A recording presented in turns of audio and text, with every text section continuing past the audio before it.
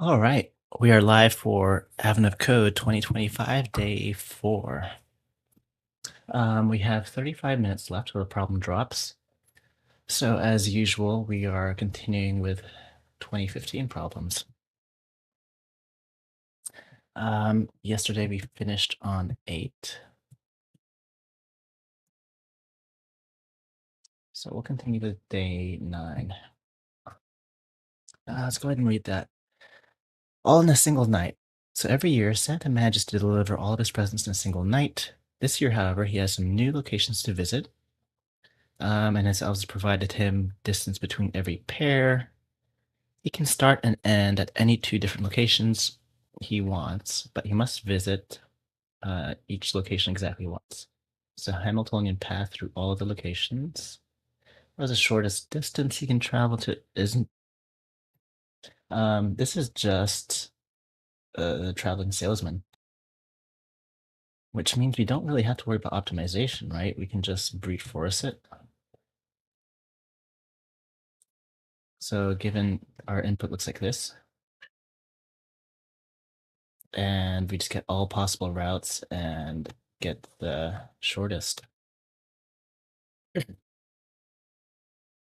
Okay. Yeah, so we can just parse this into a map, um, and then we can just order this. We can just get like all the permutations of the orderings and then sum that. Feels pretty straightforward. Maybe for part 2, it will be,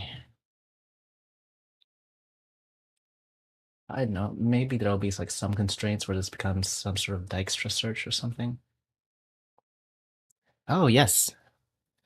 2015 was a weird time. In what ways was it weird? I have been enjoying them. Like even back in 2015, they were fun.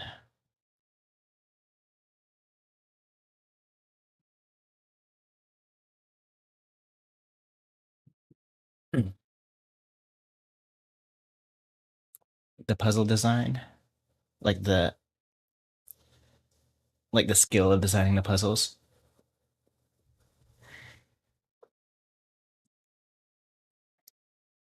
Okay, so I'm gonna collect these. Oh, no, we don't want Copilot.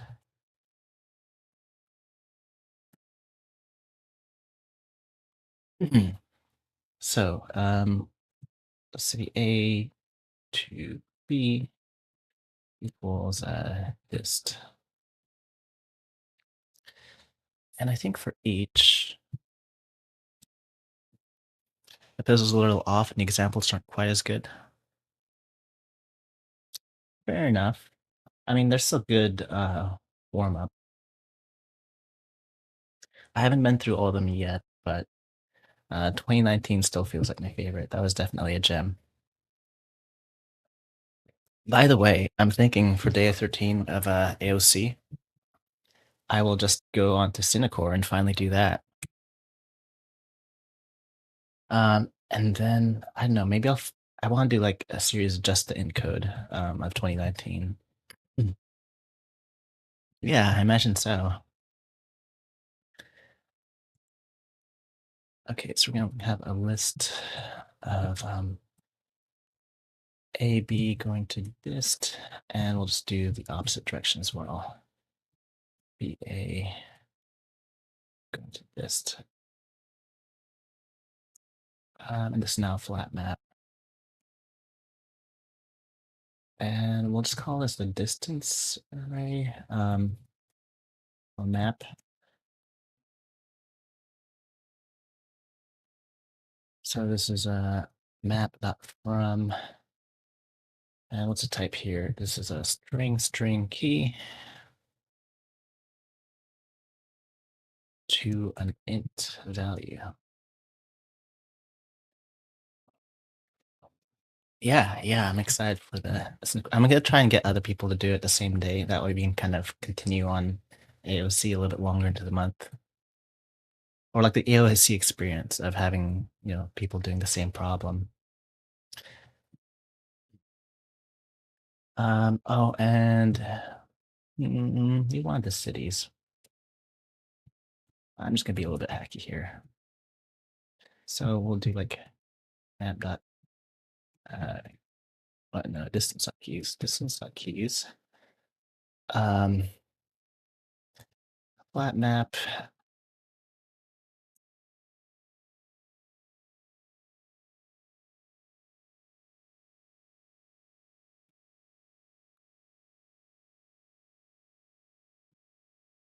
Doing either of those together with people is a very good idea. Oh yeah, bouncing ideas off for sure. Yeah, Cinecore sounds a little bit intimidating. I mean, it's like one huge puzzle, right? I imagine that might take me multiple nights.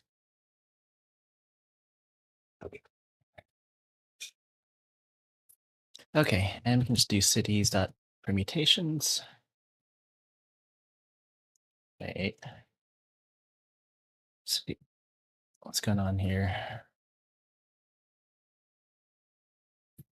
We've got multiple errors going on. Oh, this dot to int.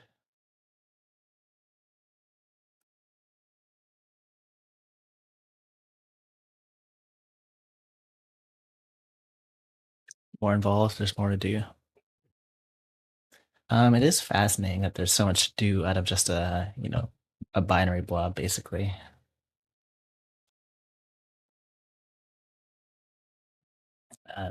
To list. Oh, I guess I don't need to do a distinct call. We just do a to list here because it's already a set. Okay. Cool. That's compiling.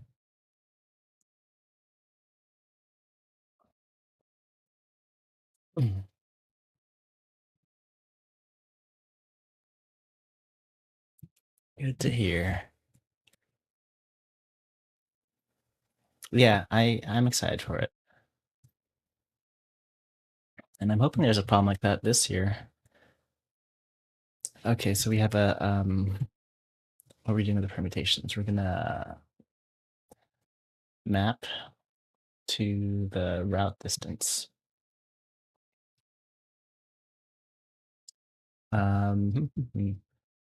So we got the permutation. We'll just take that and get a sliding wind of 2. So sliding to map.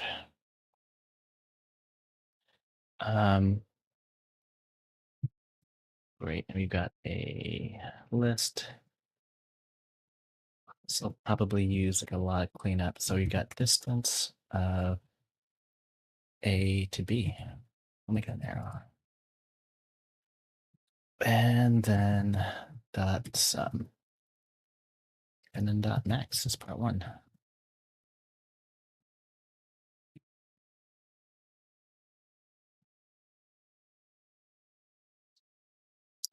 I mean, yes, it would fail on that. 898.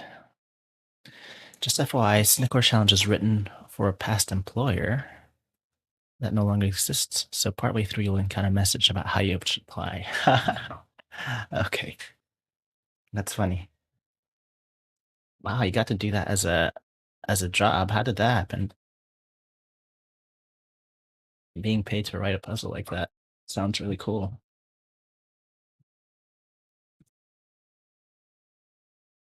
Oh, answer's too high.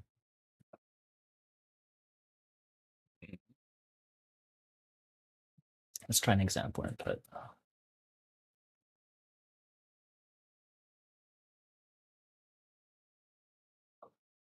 Recruiting tool at some conventions. I mean, that's pretty smart. I imagine that helps you find the nerds.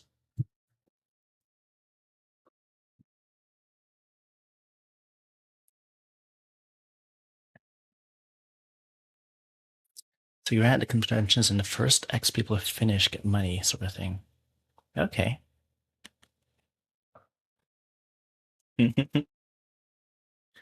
So was your company doing some sort of stuff that had to do with reverse engineering? I went to a conference once, and one of the booths had a Rubik's Cube solving robot. and they were giving out prizes to whoever could beat it. So I showed up. I had my own Rubik's Cube, in fact, and I had to show off and beat it one-handed.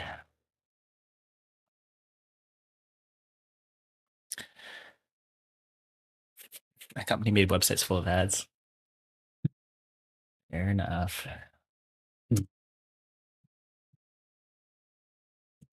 I wouldn't say I'm a speed keeper these days. I did it a lot as a teenager, so like in the 2000s. And back then, maybe I would have been considered fast, but kids these days,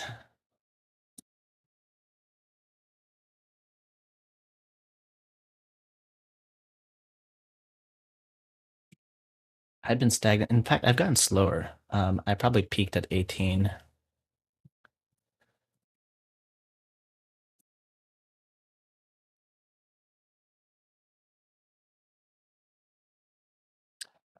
Okay, let's see this on the example. And I think what I might want to do is print all these distances. So we can do like a tap each print line. What are we doing here? Here we go.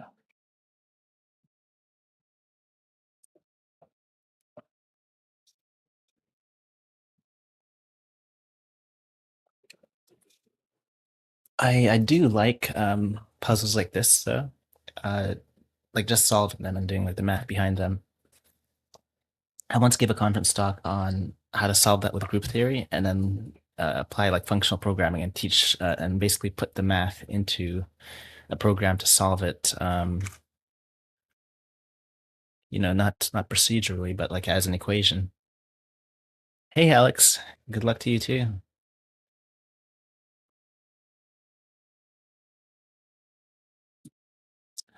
Did this even run? These are the same.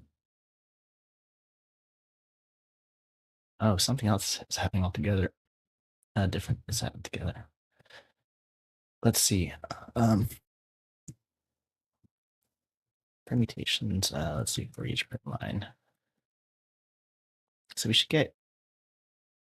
Okay, we're getting the permutations. So it's our distance um, function. So sliding, we have two cities. P is the list of cities, right? List of cities is correct. Sliding to, and we and apply the map of two pieces here. And then we get the distance. Let's just try the distance for a pair of cities. So distance, let's say from Dublin to London. That should be 464, right?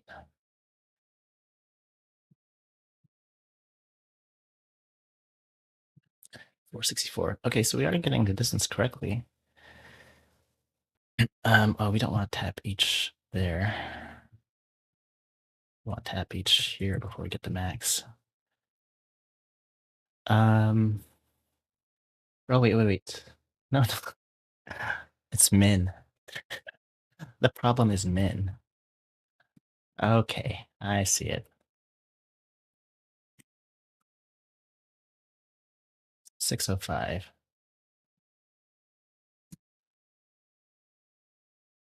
Still too high. Oh, wait. That's the example data. Okay, but 605 was the correct answer for the example.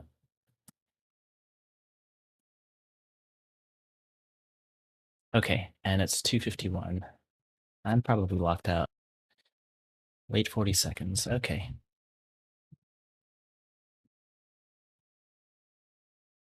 Let's see.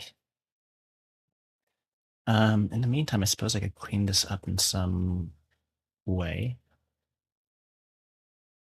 Mhm. Mhm.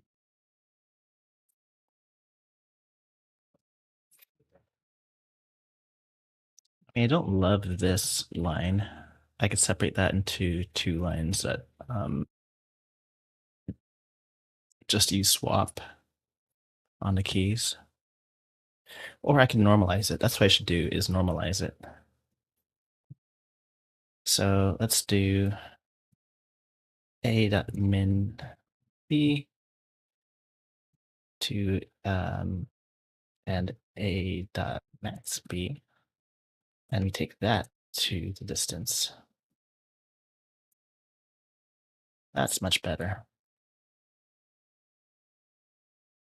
Oh, and then I guess we'd have to normalize here too, wouldn't we? I'm not sure if I love that either. Well, let's uncomment that out because our time is probably complete here. 251. All right, and part two. Next year, just to show off such longest distance. Okay. Um, great. We just had that.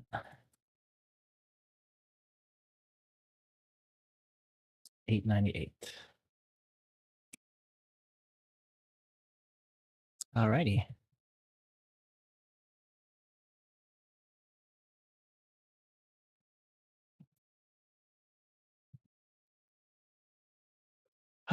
Day 10. I'll say we have 20 minutes. We could probably do this. Today the elves are playing a game called Look and Say. They take turns to making sequences by reading the previous sequence. This sounds familiar. And using that reading as the next sequence. So 211 is read as 1, 2, 2 ones. Okay. Thanks. There wasn't any thinking involved, but I took my time anyway. Look and say sequences are generated iteratively using the previous value as input for the next step. Okay. Starting with the digits in your puzzle input, apply this process 40 times. And what is the length of the result? 40 times. I might have to use like a big int here.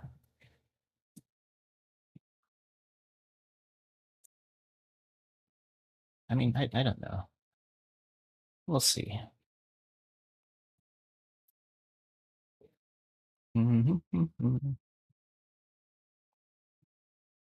Day 10 input. Okay, oh wait, the input is just a string. Maybe we start with a test string. And let's not forget that we're testing when we plug in our answer. Okay. So val, let's say we have an n. Oh, who's that? Super Vinci, thank you for the follow. Welcome. So int to int. Honestly, I'm just getting right back to strings. Maybe I should work on strings. So n.toString. And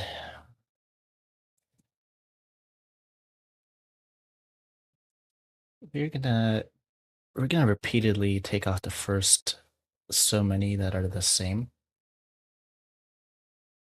So let's just do that recursively. We'll have like a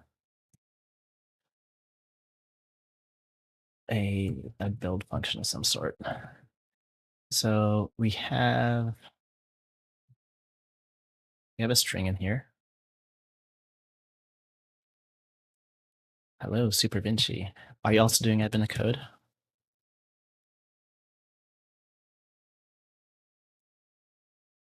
So we have our base case. If s.biz empty, then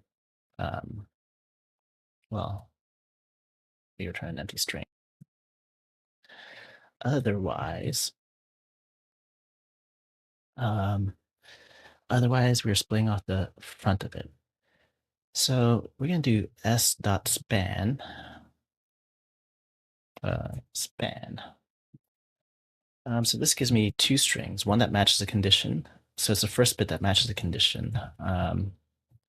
So we'll call this a pre and then the remaining. So s.span, we can say that character is equal to s.head. And we're building a sequence. So we're gonna have an accumulator here. So the pre, we need to build our new string. It's the count. So it's the length of pre. Pre.length, and then it's the character pre. So dot toString plus rem. This will be the say. So this is the say.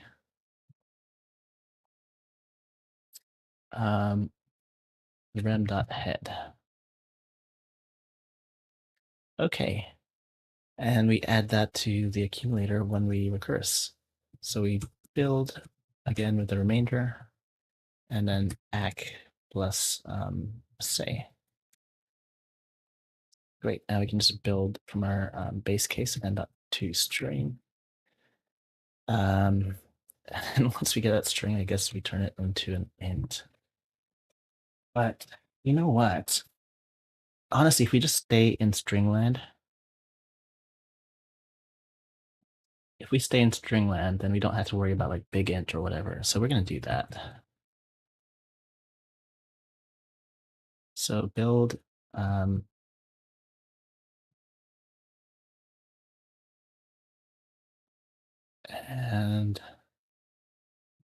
yeah, that's that.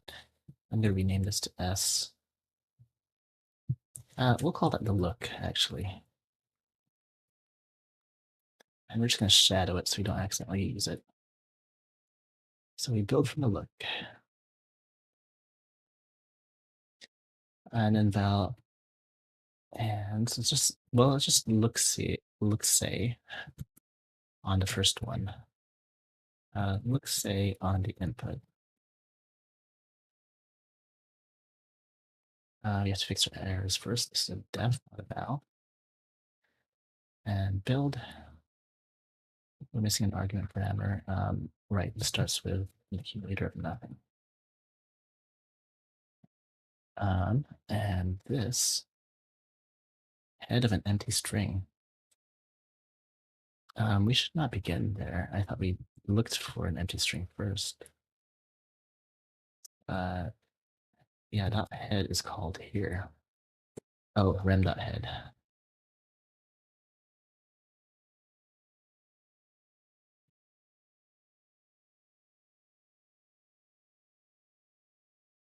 Super Vinci did day one, and that's it. You're doing job prep at the moment. Fair enough. I mean, having a code could be job prep.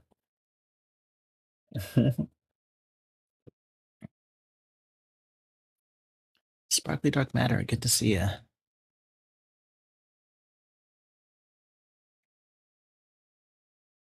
Okay, this should be compiling properly now. Let's see an answer.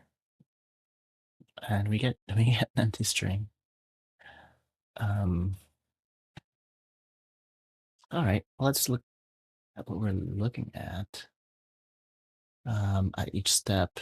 So we'll just print line look.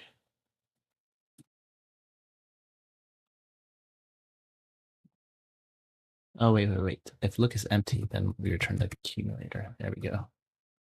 That should fix that. Okay, so that is 3 ones, or 3, 1, 2, 2, 1, 1. Okay, and now we just iterate on that. So iterator.iterate, starting with input, and we drop 40 next, and that's our answer.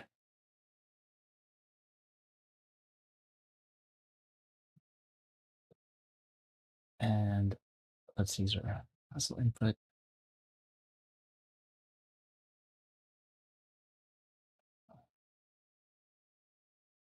Um, I wish I knew how to ban these bots,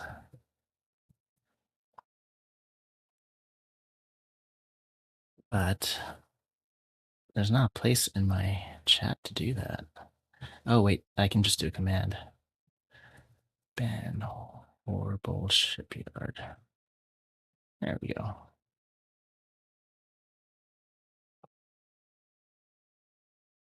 Um, this should work, yes. Drop 40 and next. Drop is not a member of string to string. Wait, we need to iterate with a function.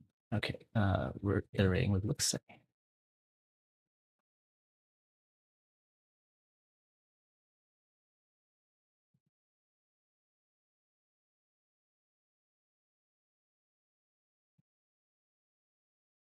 Um, whoa, boy, it is still running.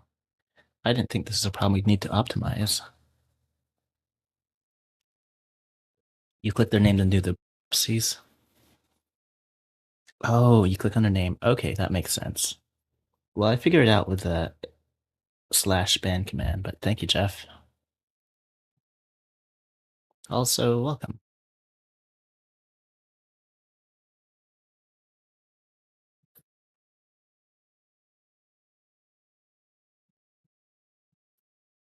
You've thought about streaming, but looking at settings and stuff, it seems so complicated.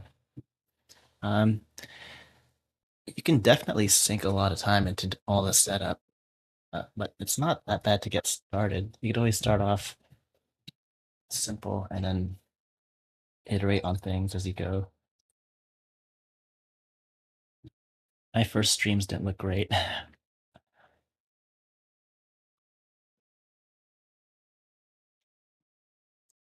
Okay, hey, we timed out. Well, let's do a handful of iterations and see what that looks like. I want to see how it's growing. The length of the result. Oh boy. You know what? We might not want to put the result in memory.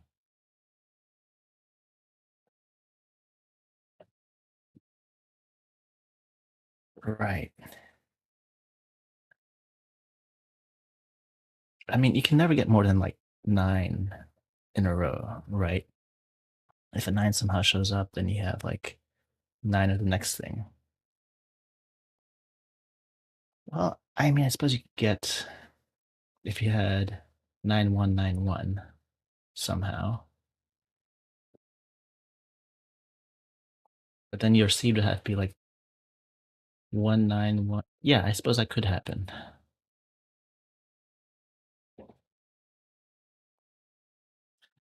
My video looks choppy, and you don't think it's on your end. Oh, thank you for letting me know.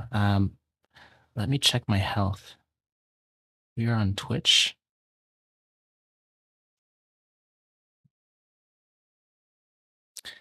All right. It is the correct bit rate, but it says it's unstable.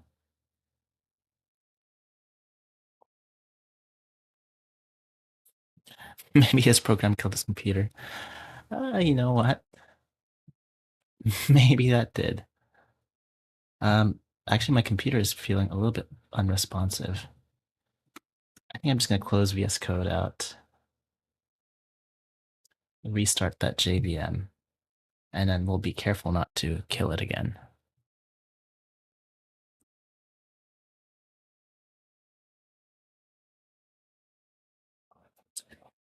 Um, yeah, day 10 reminds me of something.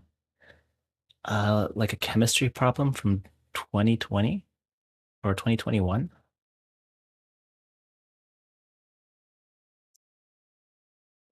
You had like really long strings and you had to basically just encode them.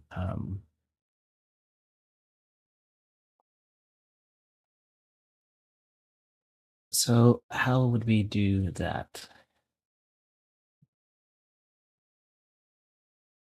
Because this is already a kind of compact encoding for a larger sequence, right? 1 3 2 1 1 3 1 1 1 2. Then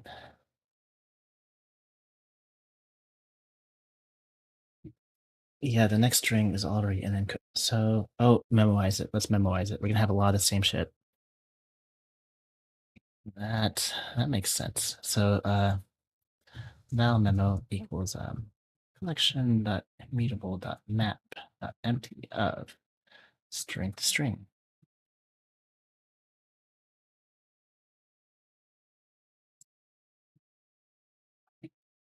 Hmm. Okay, how's the stream? Is it better? That's what it was. Okay.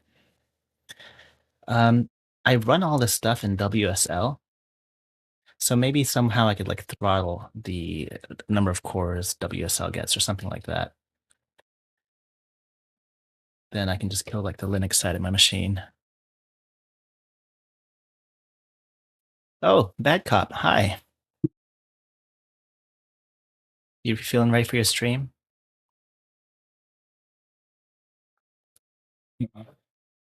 5 minutes. Okay, I can implement this memo in 5 minutes. Um, hmm.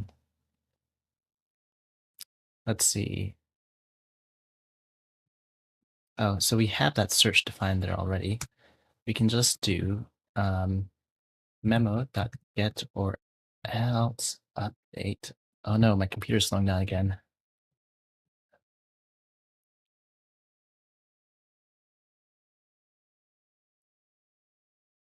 And we get a key, which is a look. And if the key doesn't exist, we will calculate this build.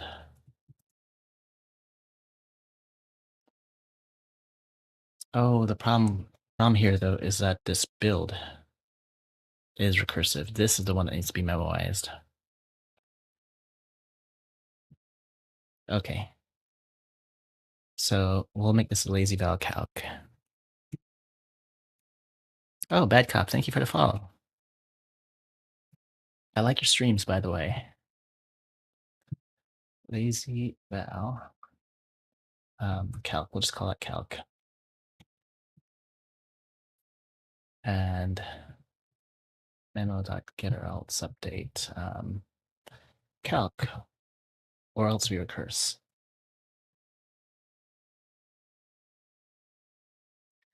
Okay.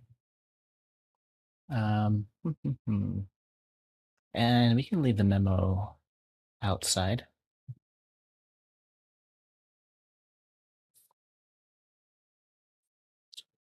Wait. Yeah, we're just memoizing the look part. There's no need to do that with the accumulator.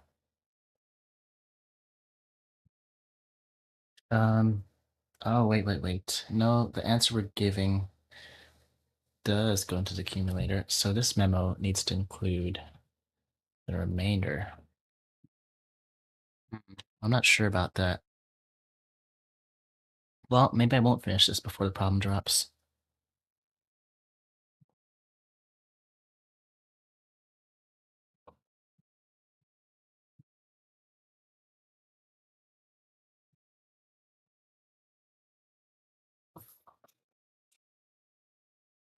Hmm.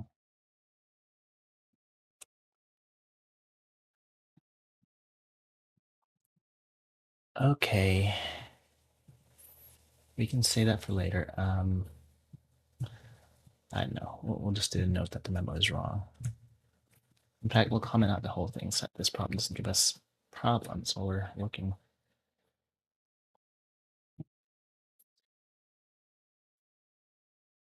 Yeah, would I really want to memorize the full remainder? Because the remainder is going to change a lot. Um,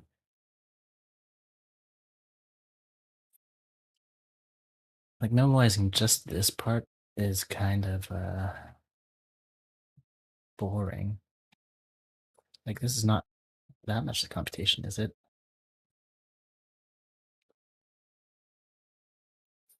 Okay, we can think on that.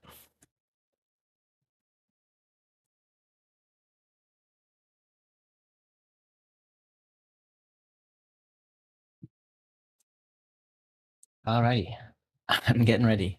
I'm doing it. Oh, my alarm was muted. Okay, 1 minute remaining.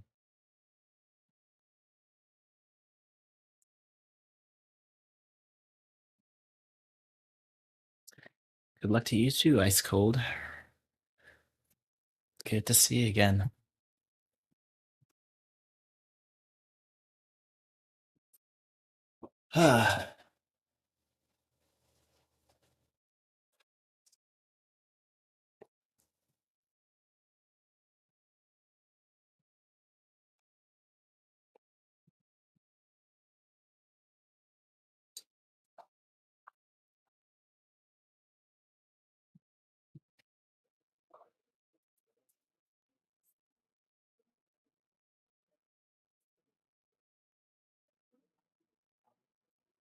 Here it comes. Alrighty, day 4. Printing department. So we're down in the printing department. Decorating will be easy. What you really need is a way to get further into the North Pole, and they can help with that. We're pretty sure there's a cafeteria on the other side of the back wall. If you break through the wall, okay. It's too bad all our forklifts are busy moving those big rolls of paper around. So you can optimize the work that the forklifts are doing. Maybe they have time to spare to break through a wall. All right, the rolls of paper are arranged in a large grid. Cool, grid problem. The elves even have a helpful diagram. That's our input. The forklifts can only access a roll of paper if there are fewer than 4 rolls of paper in the 8 adjacent positions. Um, like in a row. If you can figure out which rolls of paper the forklifts can access, I'll spend less time looking and more time breaking down the walls of the cafeteria. So there are 13 that can be accessed by a forklift. Okay. How does that work? Oh, right. They're just not surrounded. I see. Well, actually, no, this one's not accessible.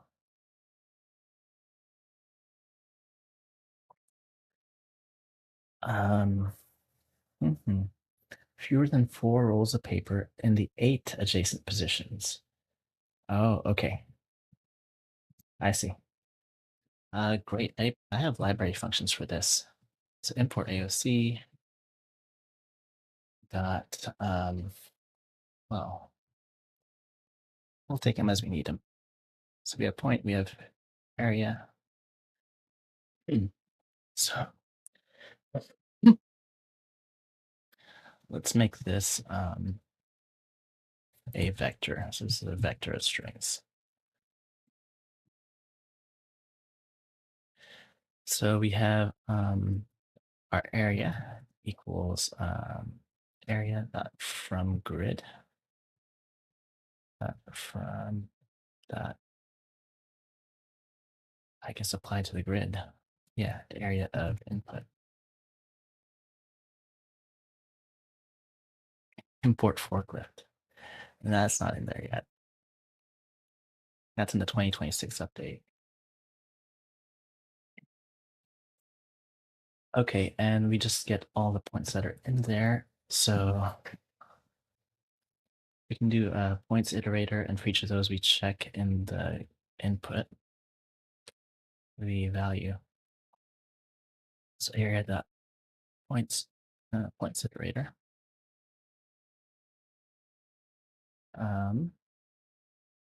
Dot map point. So for each point, we check the input. Input point. Let's just make this an order of everything, including all of our. So if the value, oh, this is just a filter. Well, actually, yeah, this is a filter. So basically, it's just a filter of input p is equal to the at character to set val roles.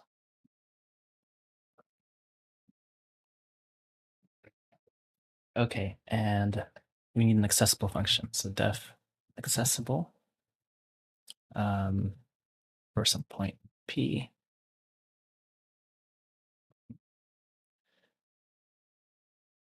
Okay.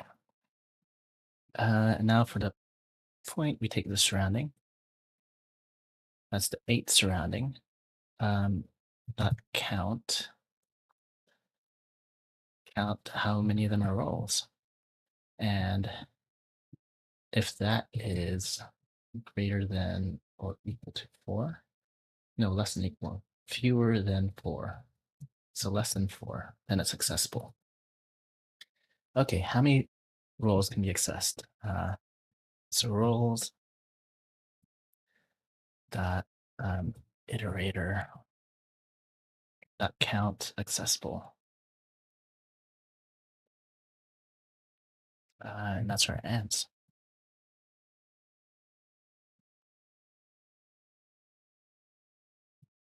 Oh, we have some like thread death timeouts.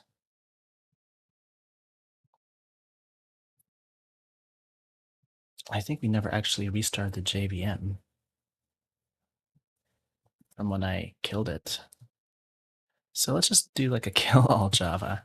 Kill all Java.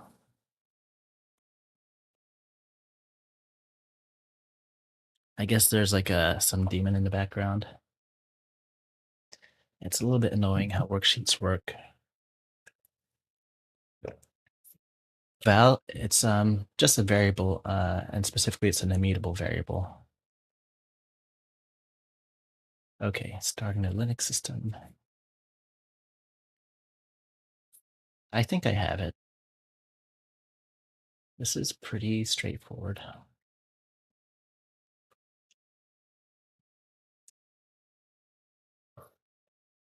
Hmm.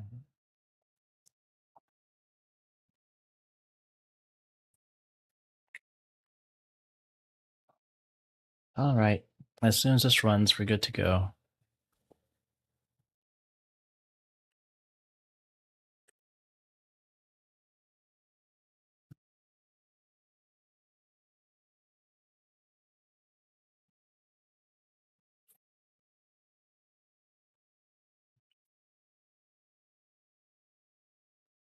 Man, that takes a while to load up, doesn't it?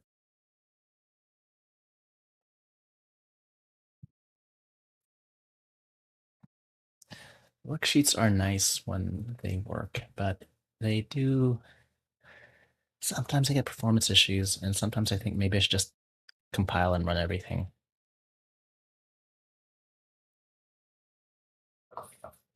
Um, what might problem 2 be? What part 2 be? Oh, everything's an error now. It's not compiling. Maybe I need to put this into a source file and just compile it normally. Yeah. Okay, while that's happening, I'm gonna make a backup file. So what do we have? At main def day 4.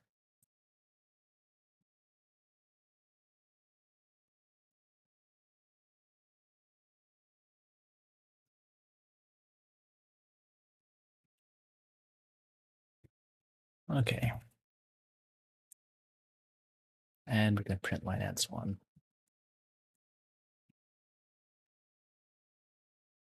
And we need a package.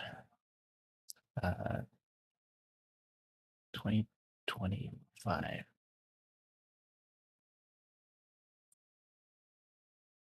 Okay. Now we can build this in SBT. I mean, maybe by now the worksheet is running. Worksheet 2025.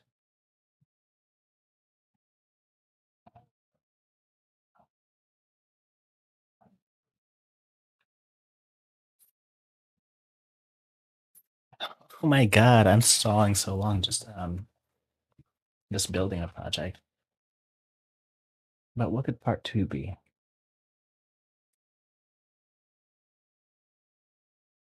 Hmm. So I mean, after you find what's accessible, then I suppose you start moving things around. Maybe more things become accessible after that. So you remove those and then check what else is accessible afterwards, iteratively.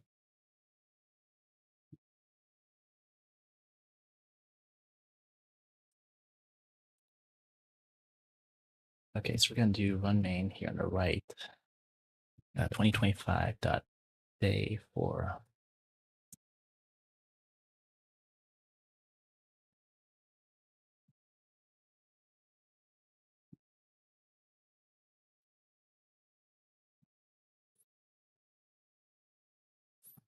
Oh, 1489. The worksheet loaded. 1489. There we go. There we go. Well, we have our backup file just in case. Now the elves just need help accessing as much of the paper as they can. Once a roll of paper can be accessed by a forklift, it can be removed. And then once it's removed, you have access to more. Okay, how many total rolls of paper could the elves remove if they keep completing this process? Oh, would there be some that can't be removed? Hmm. So we just iterate on this. Let's see, any kind of performance impact. So we have our original set of rules. Uh, and that's a set.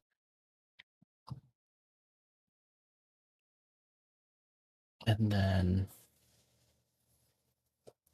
first we count the accessible. I think now we'll just be making a new set. So def remove. So we have start is a set of rules. And then we have some new set of rules, and we're just going to iterate on that.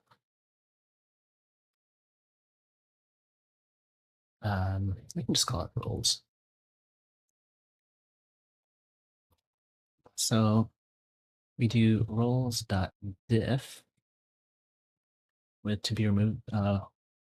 We have accessible. So about a equals roles.filter accessible. This needs to be defined though. We'll just call it a value here about accessible equals. Oh, I suppose we have an inline def. We're making an inline def.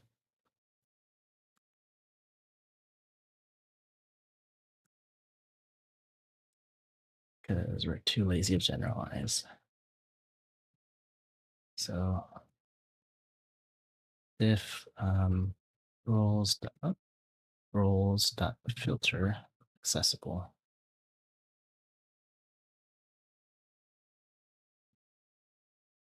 Okay, and then that's our new set.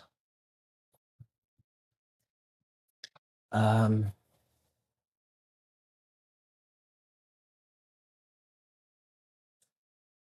we could do a lazy list iterate. So val steps.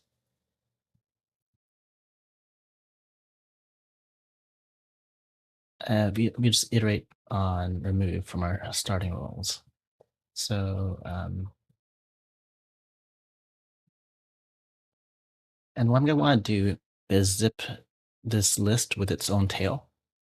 Then I'm gonna compare pairwise until they're until it's the same. And if it's the same, we can count that. So lazy list dot iterate from the starting roles with remove. And then lazy val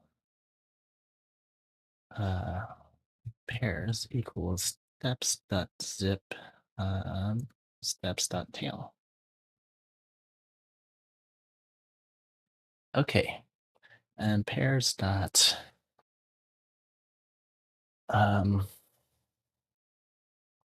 what do we want? We're gonna find, or let's collect first. Collect first pair of sets. So we'll call them S and T, such that S dot size equals T dot size. And then in that case, we just return the size. And that is our ans2. And I hope that's performant enough, but it's hard to imagine it's not correct. I see Black Deep. Welcome to the party. You're concerned by how straightforward it is. Okay, well, I guess I don't need to worry about performance then. Oops, that's not size.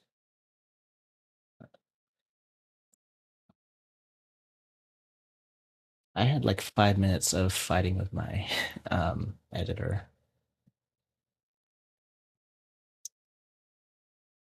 We let this run. 10 seconds, 2850.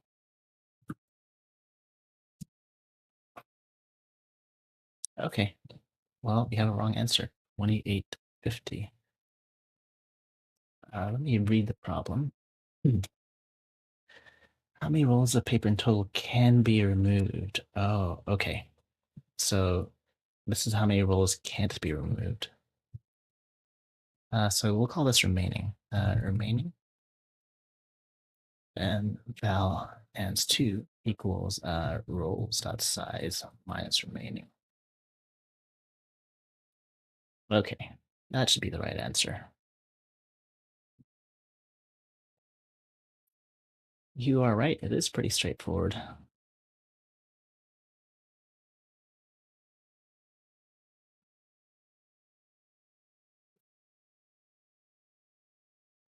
Okay, has this loaded yet? 8890.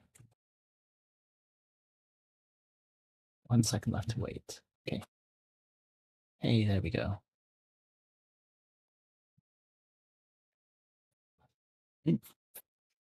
You know, it's almost like they've been getting easier since day one.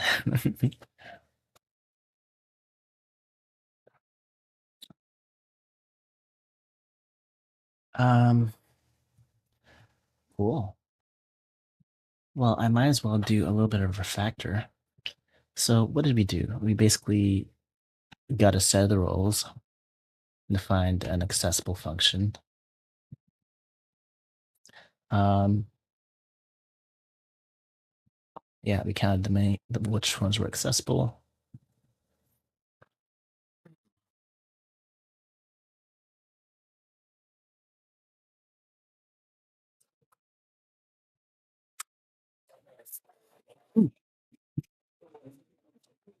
Um, and then we basically reused that accessible function and just zipped it with its tail. Okay, we have this duplicate accessible function. I want to get rid of that. So this depends on roles. So we could put that as part of the function, or we could make an accessible function that just operates on roles altogether and gives you all of the accessible ones. So like def accessible roles, and just gives another set.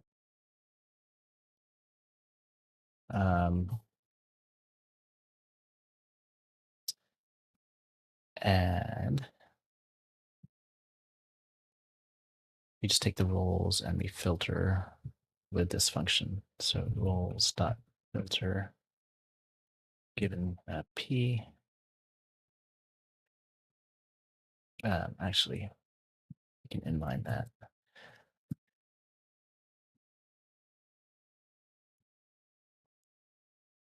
So we'll just take this function here.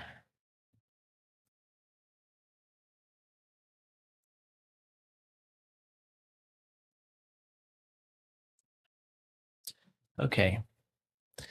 So now we just do accessible under roles and then dot size.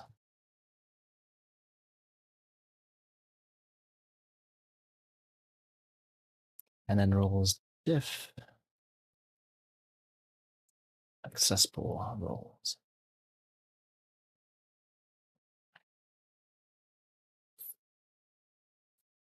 Mhm. And I suppose we could just inline this area. We're not using it otherwise.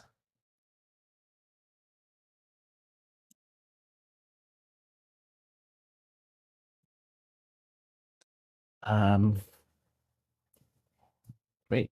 Calculate the steps and then the pairs. And that's that. It can probably still be shorter, but I usually save all my micro refactors for after the stream. Um, I like having them cleaned up for GitHub though. Maybe if they stay easy for a little longer, you'll have time to brush up on A star before you inevitably need it. Well, you just cursed yourself. It's gonna be tomorrow night.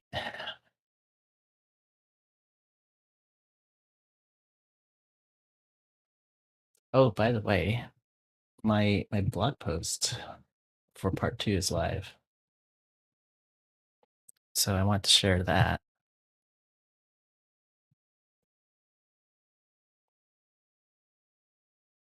Um, Day 2 was pretty simple. This is the one that you could just do with regular expressions. But um, I explain parsing the input into a range. And in particular, this is a numeric range, which is which just works on any numeric value. So you can define your own numeric value and have it work on that.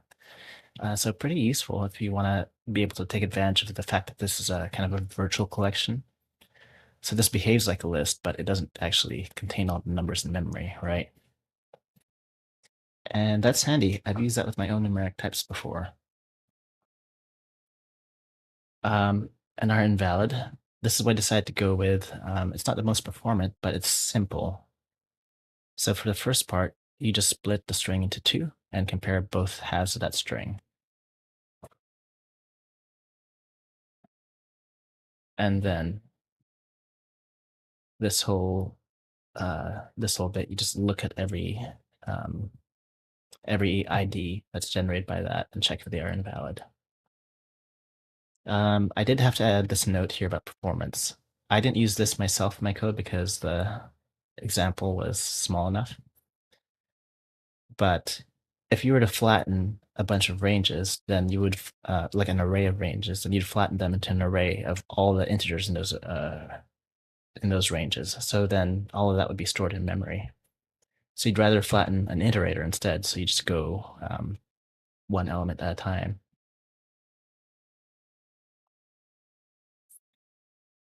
You do have to worry about 32 versus 64-bit, but you can write things that are generic. So for example, where do I have stuff to find in the math package? Yeah. So here, like least common multiple, right? N, this works on any integral type. Um, so this integral type class allows you to define what it means to multiply for that type. So you can implement this for any, you can implement this type class for any type that you have. And then basically now LCM works on fractions if you want. I'm not sure if it makes sense to do there. But same for like, GCF, prime factors. So you can start by doing it off with an int. And then if you wanted to change this from int to big int, all you have to do is change the parameter, right? And then now you're generating a list of big int instead of a list of int. So that's very handy. And I have a whole different library that has math functions just in terms of integral and numeric.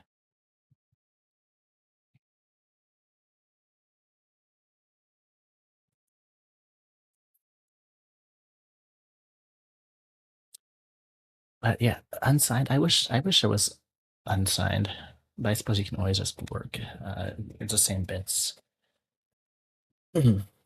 Um, and the only difference for part two is a little bit of math. So I cleaned this up here too. So if, and this explanation here I think helps. Um, or rather here. So instead of half a string repeated twice, we have a smaller segment repeated multiple times. So for a proper divisor d of the length n, then the first d characters are repeated n over d times. So this statement here basically gets translated into here.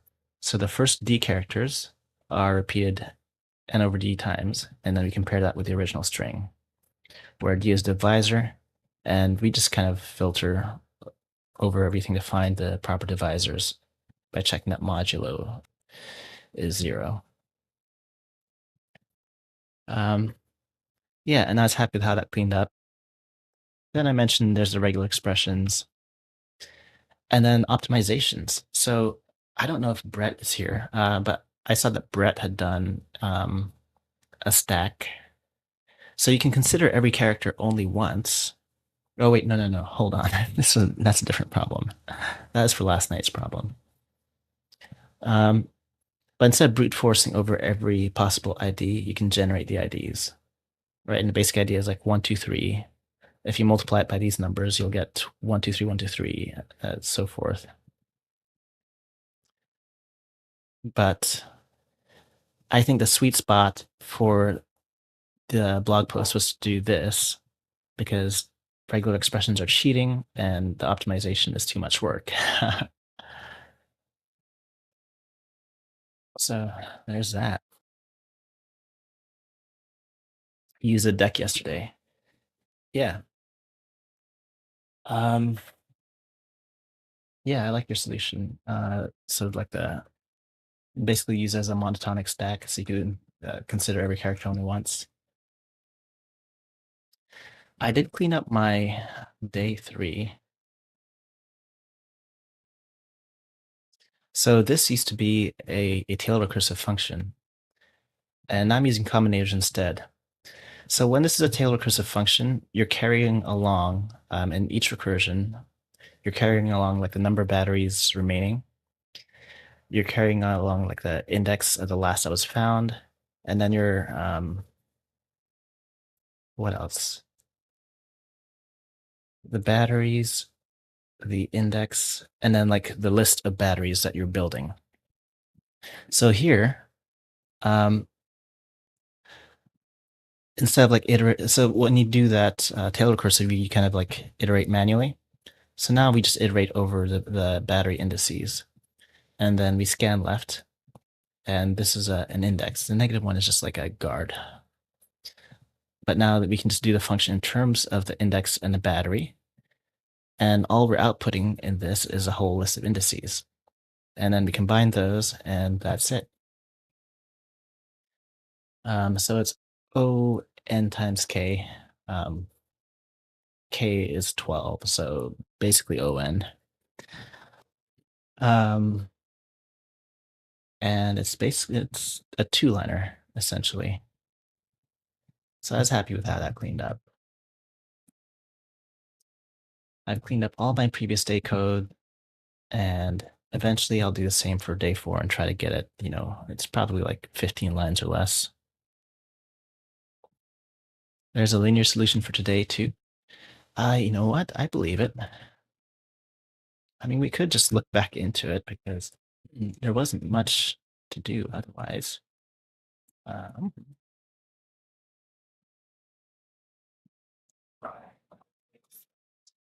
Um,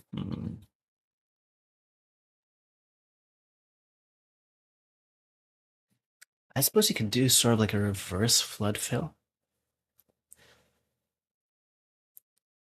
right? Start with like the set of accessible points on the edges and then keep going inside from that. That way you don't have to consider every single thing. Because then it propagates to like the new roles that are now accessible. But that's not exactly, is that linear? That's certainly not one pass.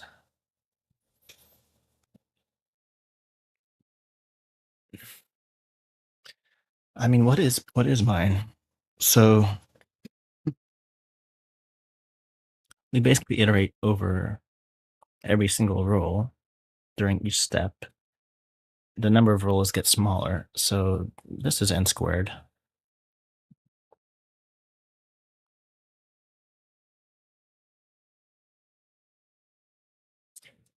Is it just going to be a reverse flood fill? Well, for the first bit to get like the edges that are accessible, you would still have to iterate over everything. And I don't know how much you would be saving. Let's see how many steps there were. Um, let's get the index of, of this. So let's do index where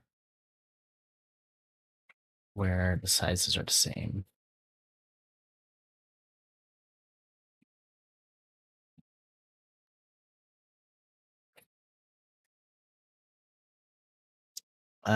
48. Okay. So, I mean, there would be duplicates as you are flood filling from the outside,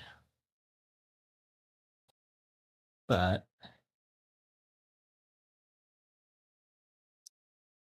you'd save some work on the 48 iterations. If this was like 4,000 iterations or something, that might matter more.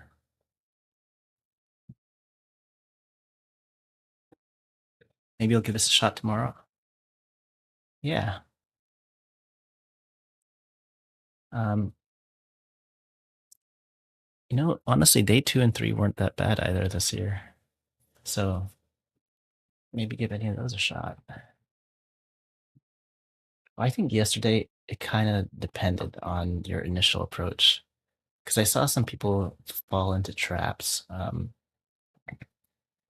whereas other people just it ended up being really straightforward. If you try to implement it recursively, then you're kind of led into that solution. So all the people in the Scala Discord ended up kind of doing the same solution. You wonder if there's a pathological case where you can only remove one roll at a time and eventually removed everything. Um, for that, the grid might have to be super narrow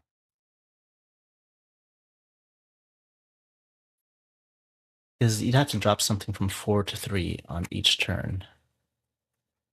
So I don't know if there is a configuration like that. I mean, we could try and draw something like that. I'm actually curious now too.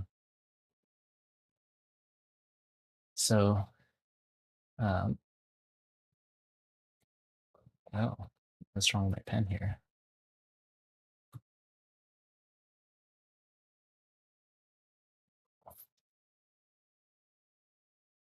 Okay, so it is accessible when there are 3. So let's say we have a roll there, and we want this to have 4. But how many ways can there be 4 around it? Um, and we only want one of them to be free, so they have to be sort of blocking each other. So these are all blocking each other. Not quite. They're all available to remove, actually. So this one's unavailable. I think it might be impossible to have just one unavailable. Because at the corners of the square, you're always going to have something like this.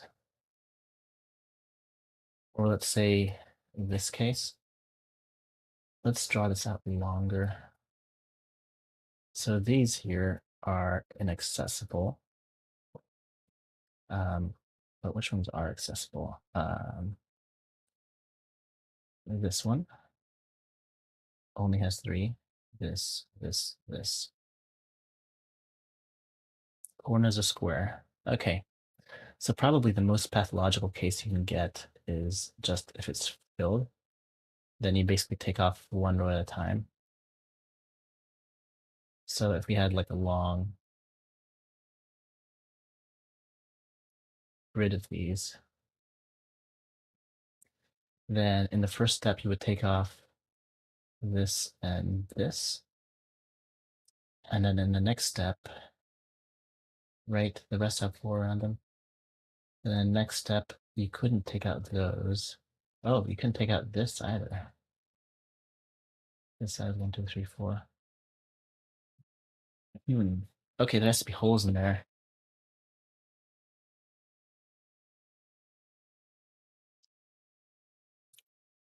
Wait, maybe, so the corners do matter. So like, I don't know. Let's uncross those. So if you had this shape here can't have anything removed at all. So what can you remove to make this work? Let's say we just removed a corner. Then this top one becomes accessible. And then next that makes this accessible. And then we have this same kind of thing going on here.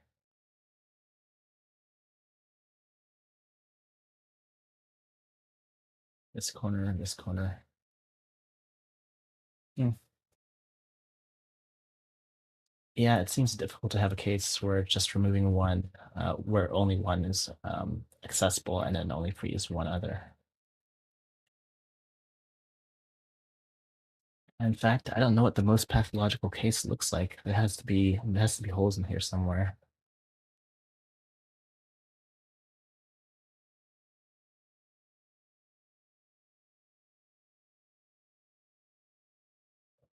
Oh, I see Black DP got trapped in part 2 yesterday. Started thinking he needed DP, got stuck with C++ problems. I see.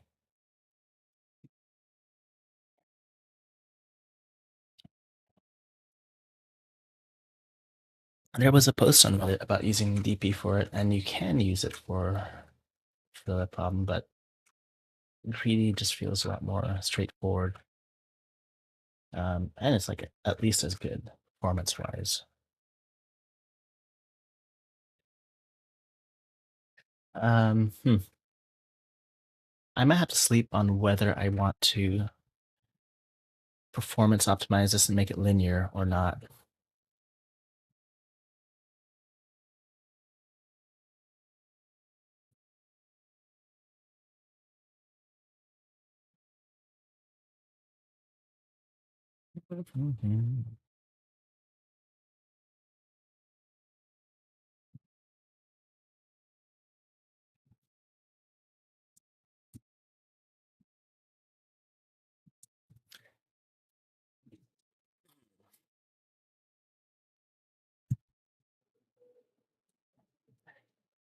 Okay,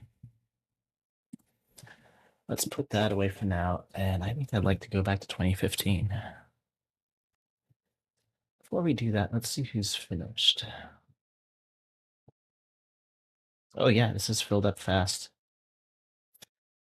I think other people found it pretty accessible. 11th to 10th for me. I did take a while fighting with my editor. But the delta felt smooth for me. It felt smooth and it's still 6 minutes. So, I don't know. I hope it was smooth enough to watch. Oh, right. 2015, we're working on this look say sequence. We want to memorize this.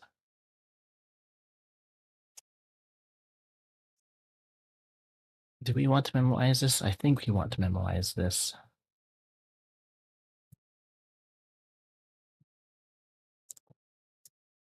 I'm just not sure how we want to memorize it. Would it really just be this whole thing? I mean, I suppose the accumulator. Oh, right. We don't want to memorize it with an accumulator. Maybe you want to like memorize with a remainder.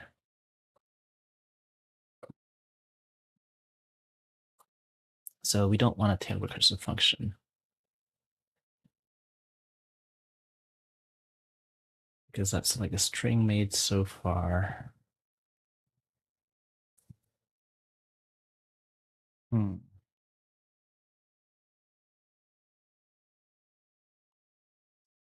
Okay, let's do a different version of this function that we can memorize.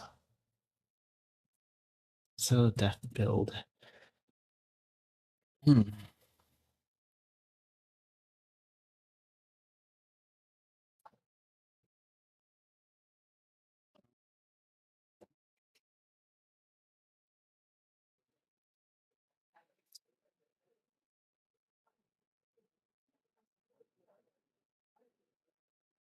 Yeah, okay. So we have some look string. We're gonna get a string. So look dot head option dot fold. And in this case, if there's nothing, we just return an empty string. Otherwise, we have a head.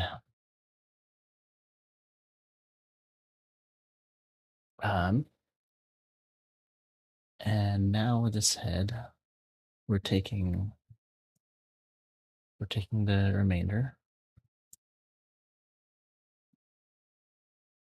We just want next string there actually. Or hold on, we're doing the span thing.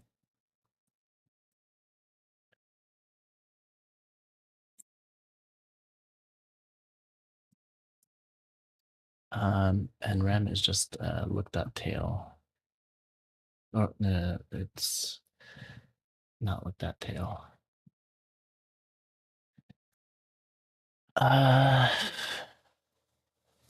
And then the say bit should be the same. And then it's just a recursion that's different. So now we would do a recursive call to build.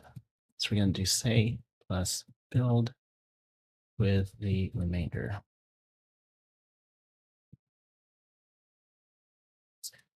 Okay.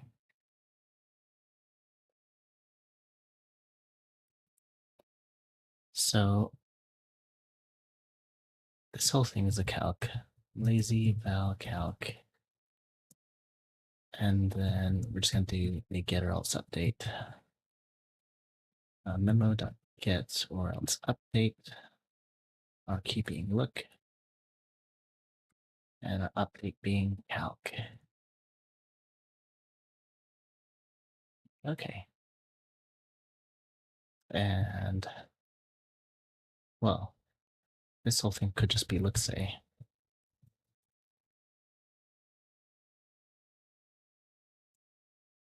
Yeah. We'll still keep this line here commented.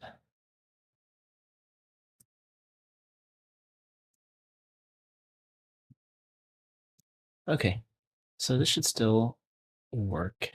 Let's try on the input.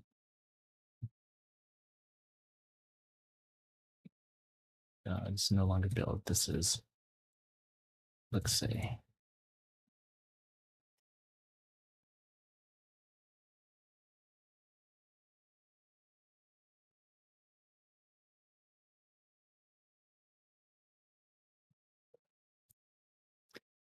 okay. Do we dare? Let's just start with 10. We don't want to kill my machine. Not until I figure out how to isolate those cores. Hey, that worked. All right. But what I think we actually want is the length. Yeah, we still don't want to build the full string in memory, do we? Do we? How much bigger was that? And is it scaling like exponentially?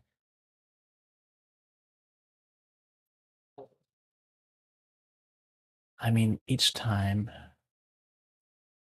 we basically multiply it by itself. Let's see what 11 looks like. You're taking like pairs of them and multiplying them. So, oops, didn't mean to run that.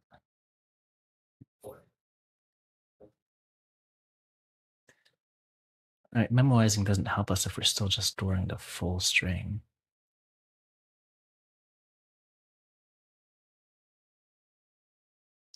So I think our look say should maybe just take the length.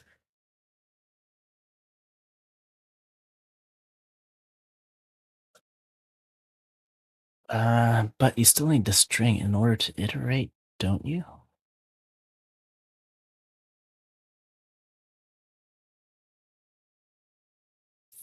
Oh, wait. We could break up the string.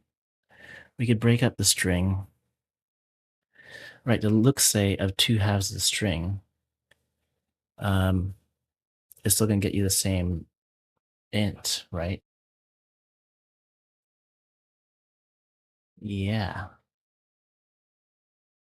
Okay, we just break this up into pairs.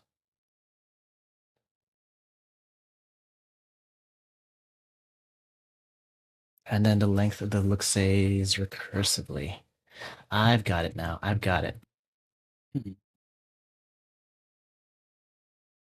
Because, yeah, that will grow way too long. So, we don't want that. We just want the length. So we have a memo from string to int, and then our look say come on, look string goes to int. And I think we will make an assumption that that string is just length 2. What happens if you have a 3? You have 3 ones? Oh, right. Odd. Wait, there's 1 followed by 3 of a something. So that still stays even length, right? 2 ones. Wait, 1, 2, 1, 1. No, this is 1, 3. Right, every single digit. Well, no, like those 2 digits.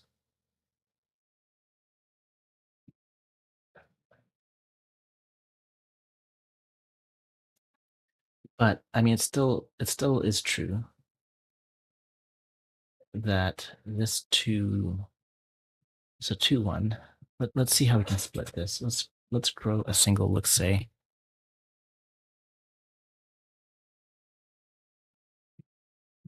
This is technically 2015, but we're putting it at 2020 board.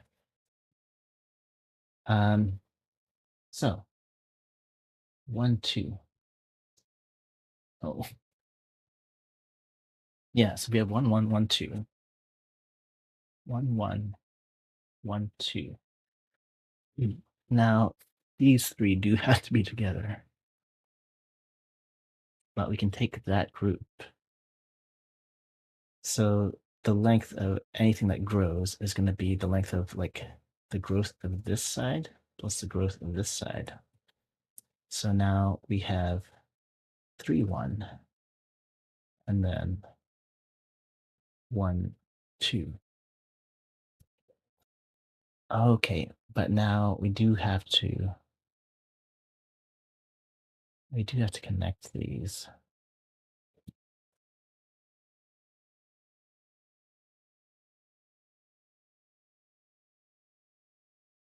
So maybe we at least have to keep them connected.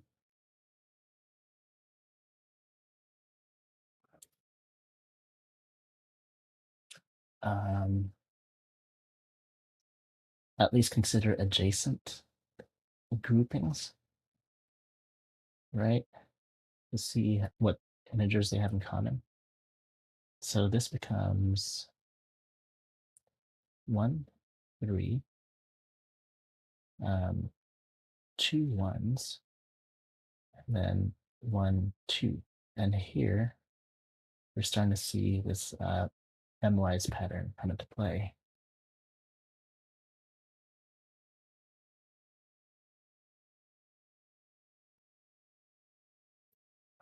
So 1, 2 after one iteration. Oh, wait. That's what you want to memorize. A string after so many iterations. Well, hold on. This is not 1, 2, though. I mean, this is 1, 2. A 1, 2 is generated, but that's going to turn into 2 ones in the middle. Right? So this is 1, 1, 1, 3, 1, 2, 2 ones, and then 1, 2. We always had that 1, 2 at the end.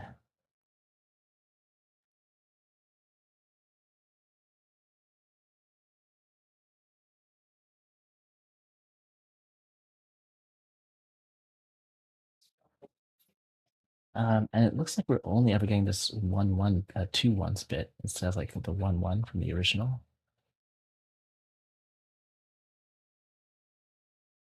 Um, what do we memorize? Uh,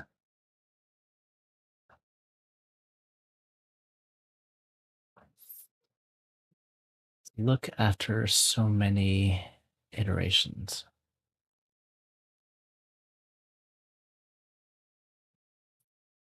Because again, we have this 3, 1 happening here across 2 categories. And if we ever had 1, 1, I guess 1, 1's not so bad. 1, 1 will always turn into 2, 1.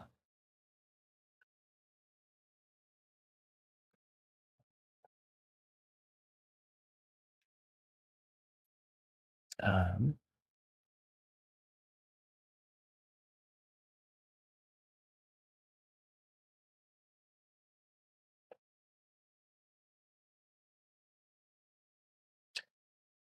okay, the repeated subproblem.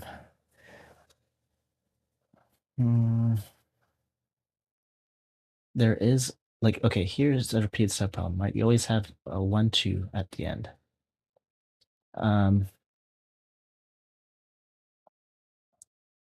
Rather, I mean, there's like literally 1, 2. So that will always turn into a new 1, 2. And I think we're kind of lucky that there's always a 1 to its left. But the thing to its left could change, right? Like here is a case where we have 1, 2, but to its left is a 3. So this becomes 3, 1, 2 instead of like 1, 1, 2. And in fact, this 2 it generates ends up having a 2 to its right. So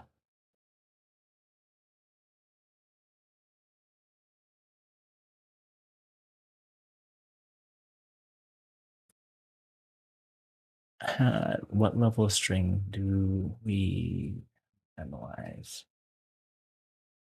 Maybe we can memorize, can we just memorize the groups of strings? So 3 ones. What happens from the 3 ones? We get this whole, I'm gonna just dot that in green. So we get this whole 3 ones, but that's not isolated because the 1, 2 afterwards can change how 3 ones behaves.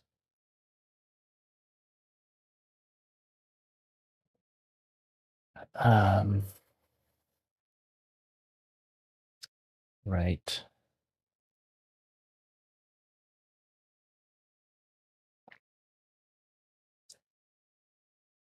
And honestly, if there's a 3 beforehand,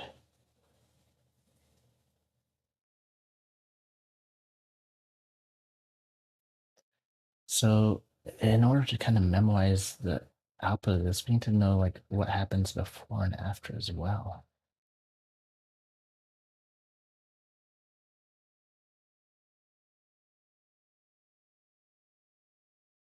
1, 3.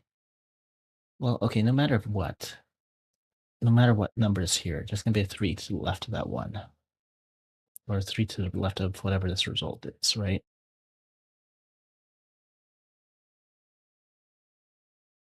Um, yeah, there's 1, 3. There's some number of 3s. 1, 3. And there's still 1, 3. Right? There's 3 1s.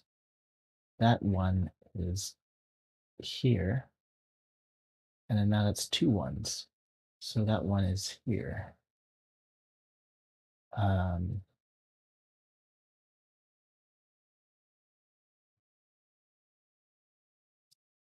so the thing being said,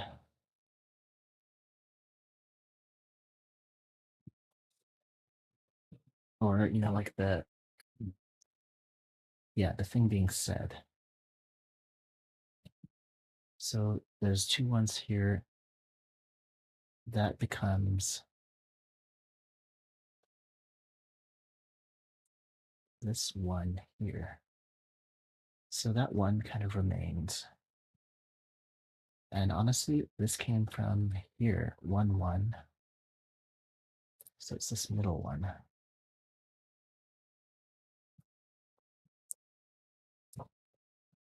And similarly, I'm going to highlight the 2 in red. So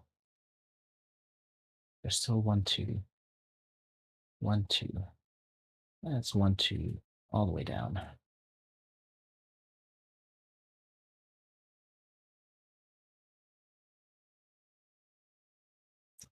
Okay. And then the number to its left, once a number to its left appears, that stays consistent. So next round, we have 3 1s, and then 1, 3. So this 3 is always going to have a 1 to its left. So we don't need to worry about that growing. The 1 to its right could grow into a 3. Somehow, right? 1, 3. And then we have 1, 1, 2 2s, 2 1s, and then 1, 2.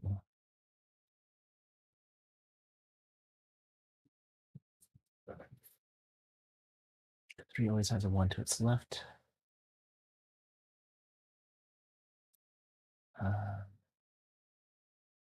I want to follow something new like this 2.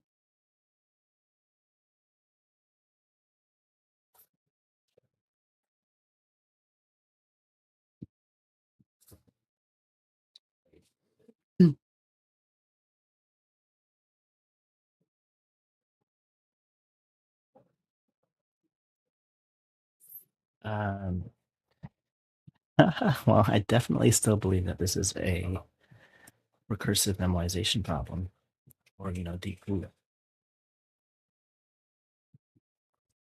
But I'm just not sure what to memorize.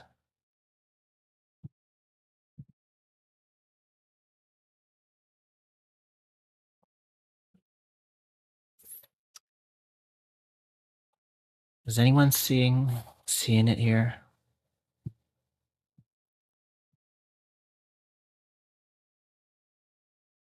Okay, what do we know for sure?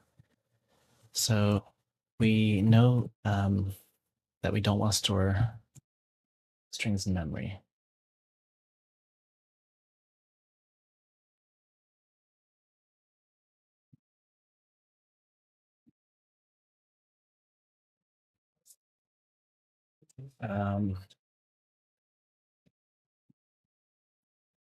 There's a repeating subproblem of some sort.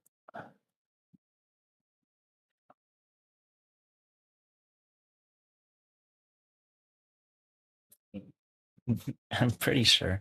I won't know for sure until I prove it, until I see what the subproblem is.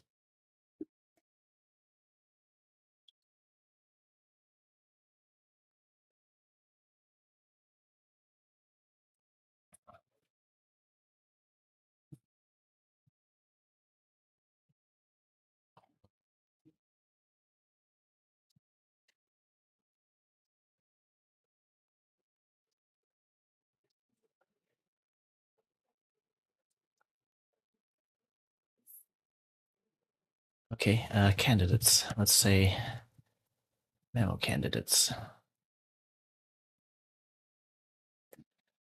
Um, what could we have? Like a whole diphthong? Yeah, we'll call it that. A pair. It looks see pair itself. A cluster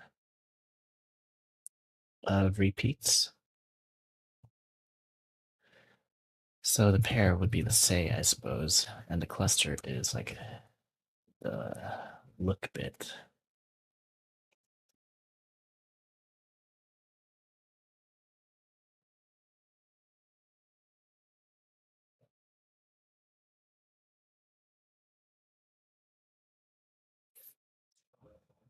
You know what? Maybe if we just keep growing this a bit longer, we'll see something. So let's do that for just a second. So there is 1 3, 2 1s, 1 3, 2 1s. That seems repetitive. 2 2s. I suppose we don't have to do this manually. We could take, yeah, let's just let's compute this. This is actually 3 2s, 3 2s, 2 1s, and then 1 2.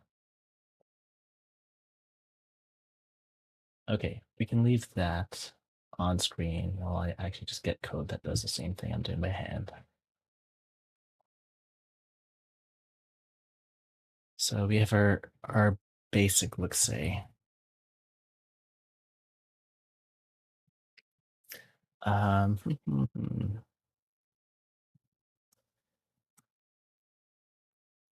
and we'll comment this for now. Okay, so let's take an iterator of these. And let's take an input of, say, 1, 2. And we're going to take, I know, let's take 20 for each print line.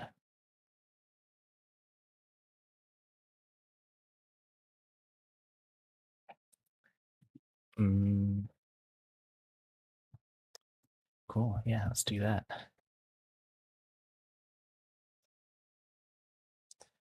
Calc is a string or unit somehow. Oh, wait, there's a say plus the recursive.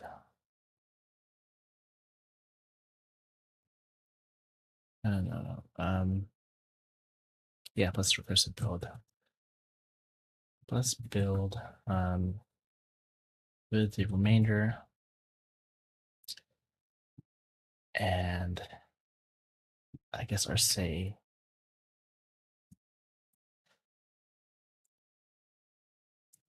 No, we take our say. And we add that to our accumulator. So accumulator plus say.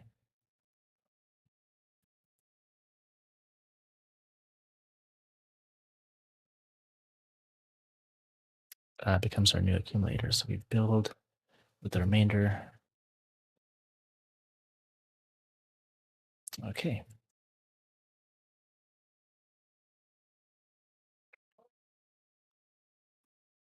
Let's take a look. I don't know if we want to take 20.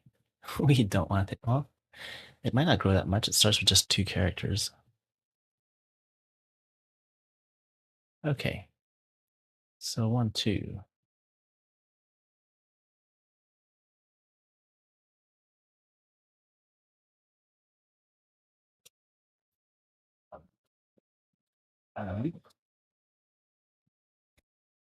See, there are definitely repetitions in here.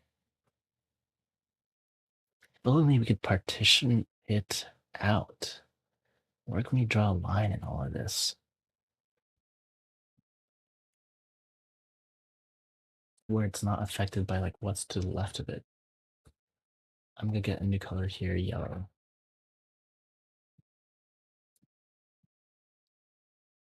Um, this whole 211 bit is consistent.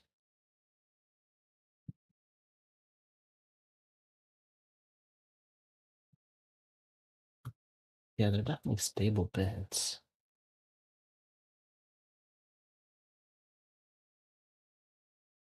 Like this 2 is always going to be there because there'll be some number of 2s, right?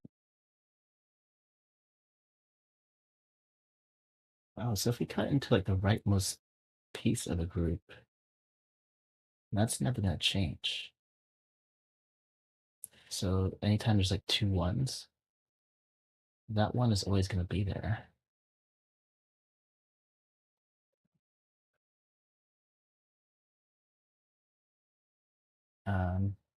So like here, the rightmost piece of this. Well, we could try it, but it's definitely changing. There's a 1 3. Um,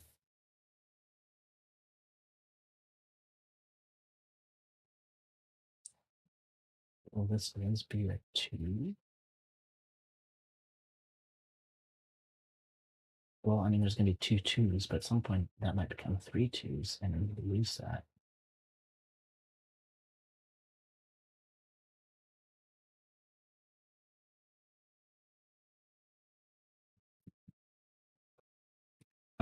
Maybe if we align it, align to the right. So we're going to copy this worksheet output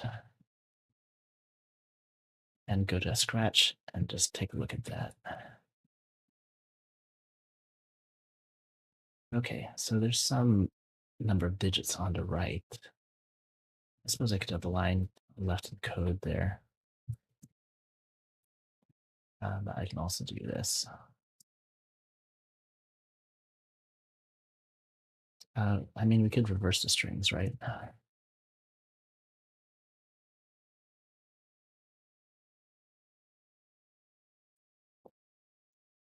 Okay, that should be enough. Now look at that. Whoops. So at some point, does this stabilize? Does the right side stabilize? Okay, that's what we're going to do next. We are going to reverse these.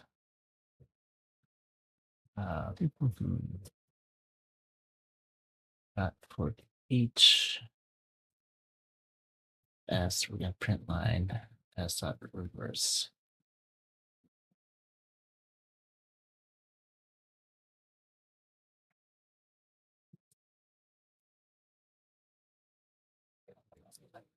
Give that a second to run.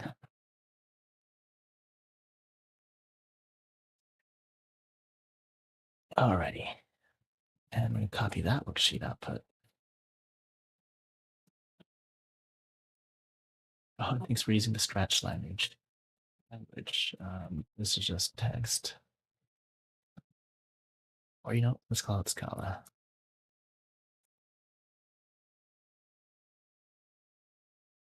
Okay. By the bottom here, does it stabilize? Kind of stabilizes, and then this just alternates.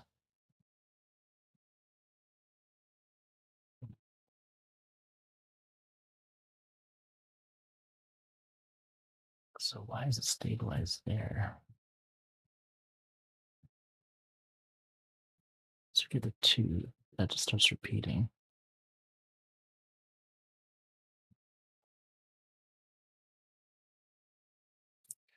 But now, are there other repeating patterns? So this alternates between like 2 1 1, 1 2 1, 2 1 1.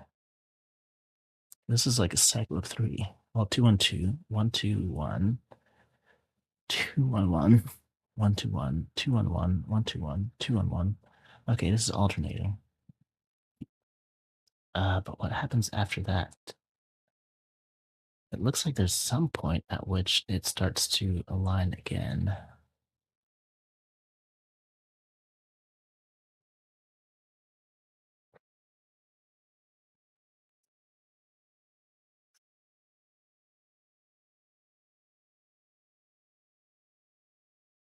This is the first or the last 1, 2, 3, 4, 5, 6, 7 characters. So at some point, these next 3 characters stabilize along with that.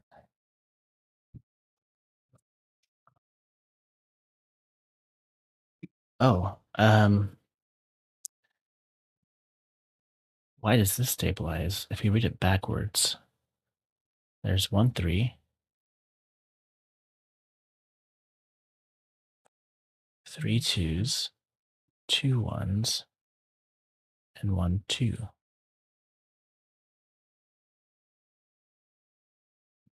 I'm curious about that sequence actually.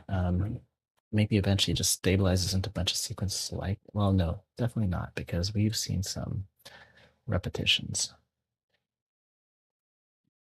Give me a sec to check a message here.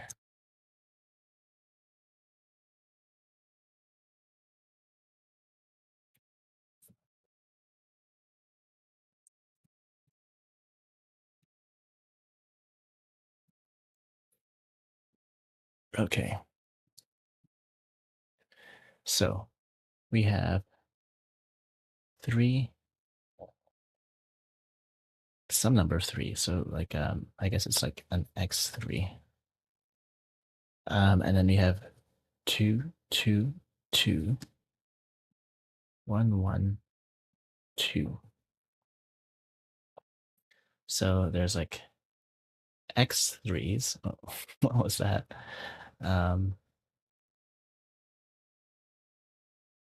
And then there's 3 2s. And then there's 2 1s. And then there's 1 2. That wasn't the same though.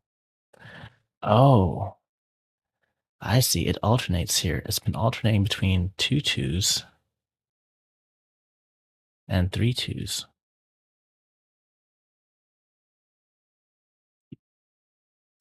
Right. So then we end up getting something like x3s, 2 2s, 2 1s, and 1 2. And we just alternate between these two.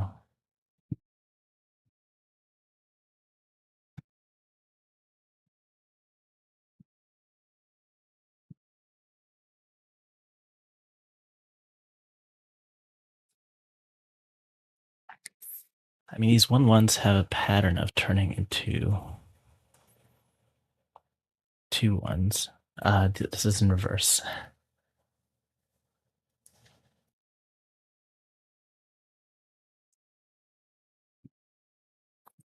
And it's interesting that there's never a 3. What happens if we start with, let's say 9 9?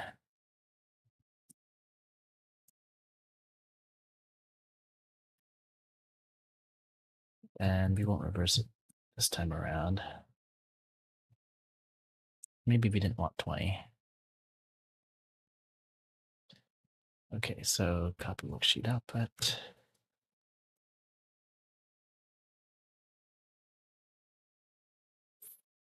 Okay, it always ends with 9. Oh, and we only have 1s, 2s, or 3s ever. Okay, that is interesting. But it kind of makes sense.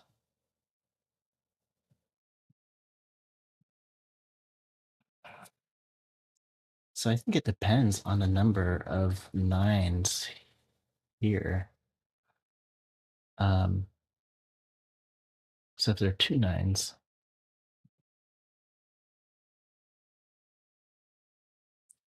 well, let's see. I'm curious what 1 9 looks like.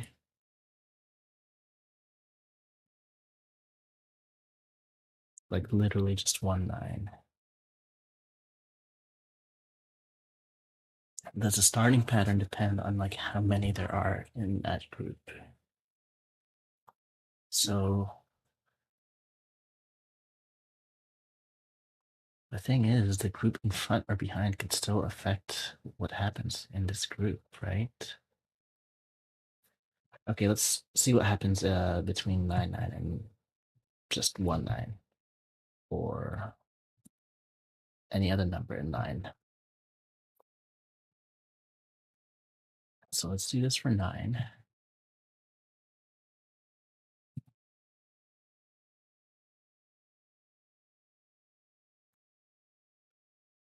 Wait, did that actually update?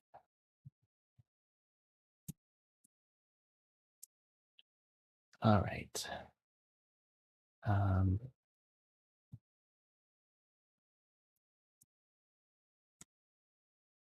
and we want to compare these two. I should just put them next to each other in code.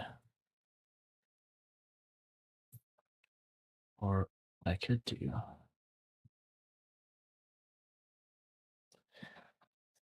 is put them side by side.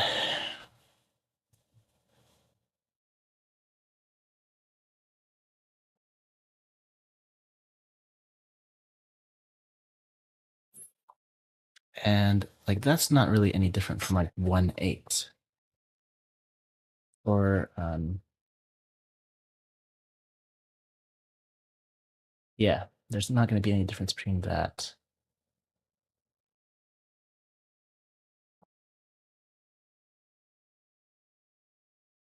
So a group of one thing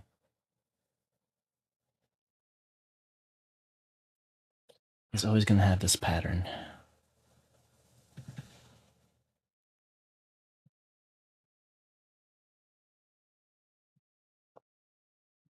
Da, da, da, da.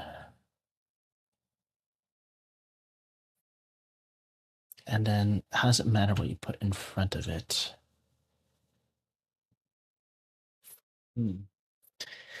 I feel like I'm almost onto something and maybe I should just try it out.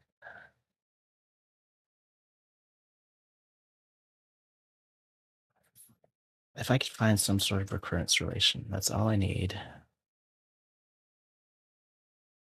So a single digit is going to be like that.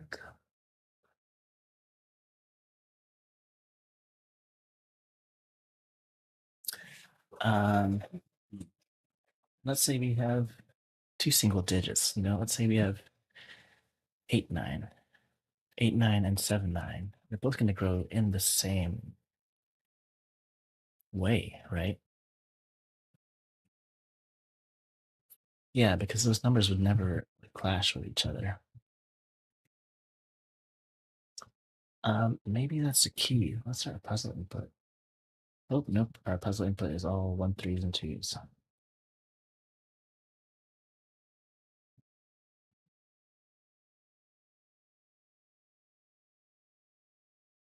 But you can never get more than 3 of something in a row. That's important. Okay, let's look for a recurrence relation. Let's kind of do this somewhat manually.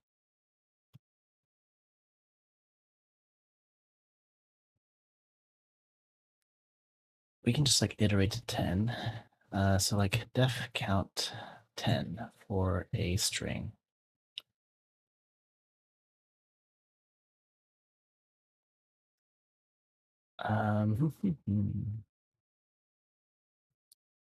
Let's make this count from here.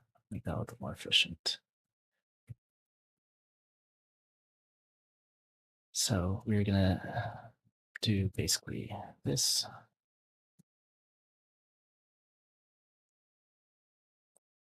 So iterate on that string would look say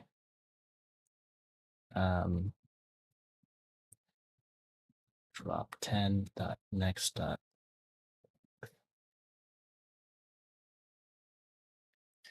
Okay.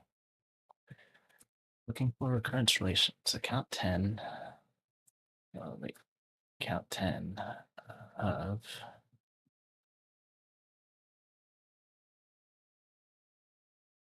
Yeah, I suppose the string 9. And this should be the same for 8, right? And then what happens if we have 8, 9? That should be the same as like 7, 9.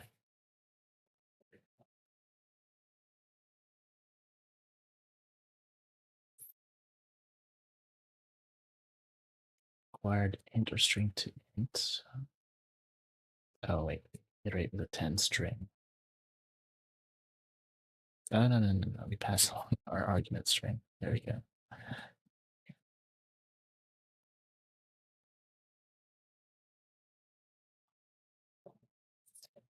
So I renamed this so there's no number. So just call it count. 30, 30, 60, 60. And is that really just 9 plus 8? Okay, but that won't always be the case for any two numbers, right? Let's say we have 1. I think 1's going to come out very differently. Let's try 1, 2, and 3, because that's what everything sort of stabilizes to, right? And then for each of those, we could try duplicating it. In fact, here, I'm curious about the duplicated 8s and 9s. So let's say we have 88 and 99.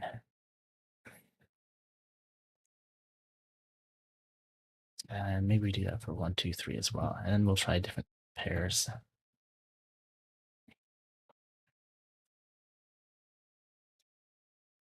2 and 3 both end up with 30.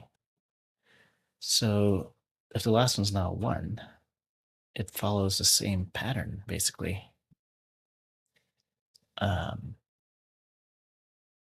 Right, and now these duplicates, 52. Okay, 2 ends up, wait, what? Oh, it's always 2, 2. I see.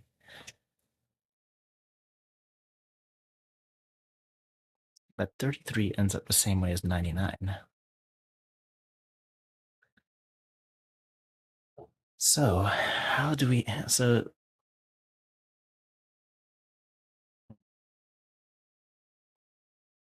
there's an opportunity to memorize. I just don't know which patterns we can memorize. Or like maybe if we had more information, then it would just stabilize. Okay, let's try 3 different numbers in front of 3. 1, 2, and 3.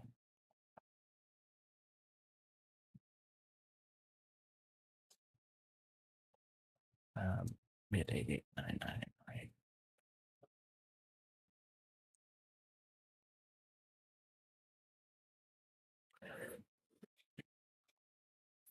I think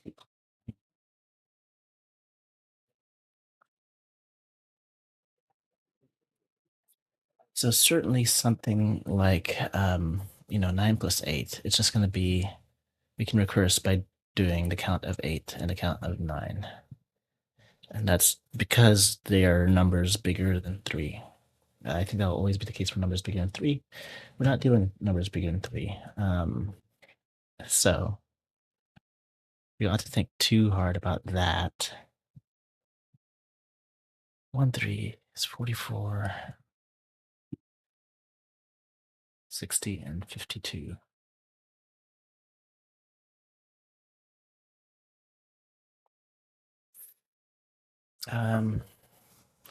Let's just do this for each of the possibilities. Oops. Okay, let's do that for 2 and 1.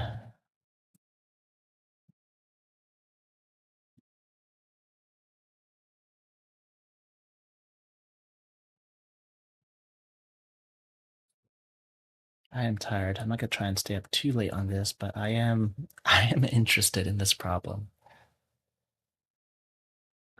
The negative feedback loop. I'm gonna stay up too late and be tired.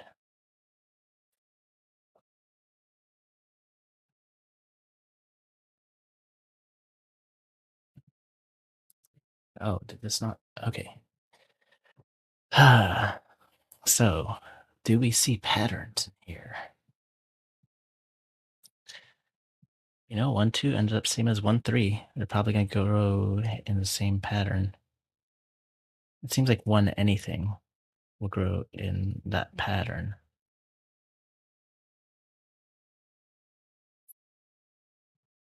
But at what point can we start like just adding things together? So if we take a number like 1, 3, 2, 1, 1, 3, and if we take this, how do we split that up?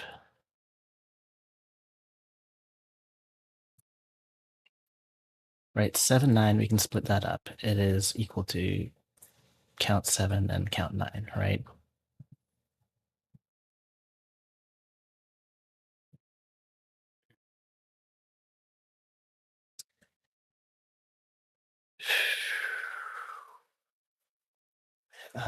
You know what? This is a little bit silly that I'm always converting these to strings. I'm just gonna make that int. We'll fix this real quick. And up to string. And we can just use multi-cursor or find replace. Replace a quote with nothing. All right.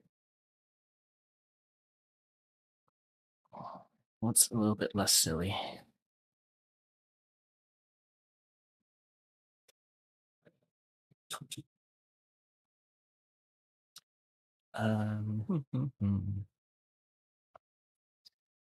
Maybe 3 of anything follows the same pattern. Well, if there's a 3 to its left, it's going to be different.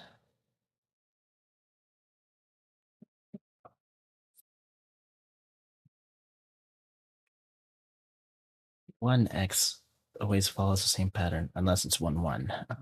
But 1, 2, and 1, 3 are following the same pattern.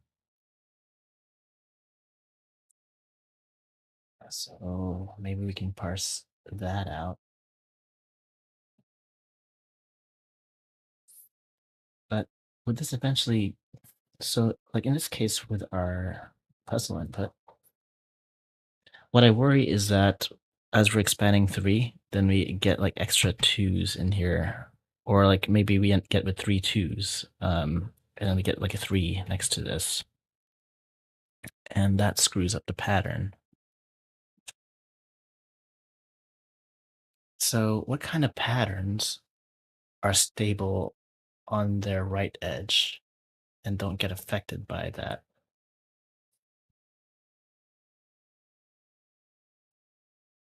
Well,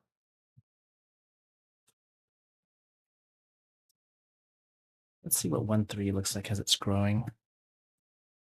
I'm sure it always has a 3 on the right. Hmm. Or you know what? Let's try a pattern like 1, 3, 1, 3, and compare that with 1, 2, 1, 2.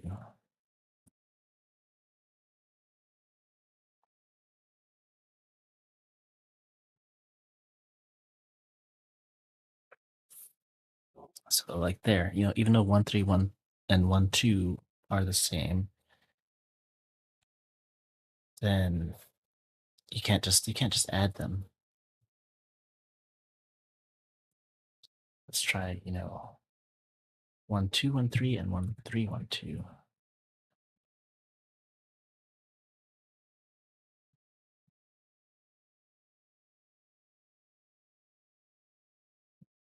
Well, 1, 2, 1, X seems to have the same. Oh, look, look, look.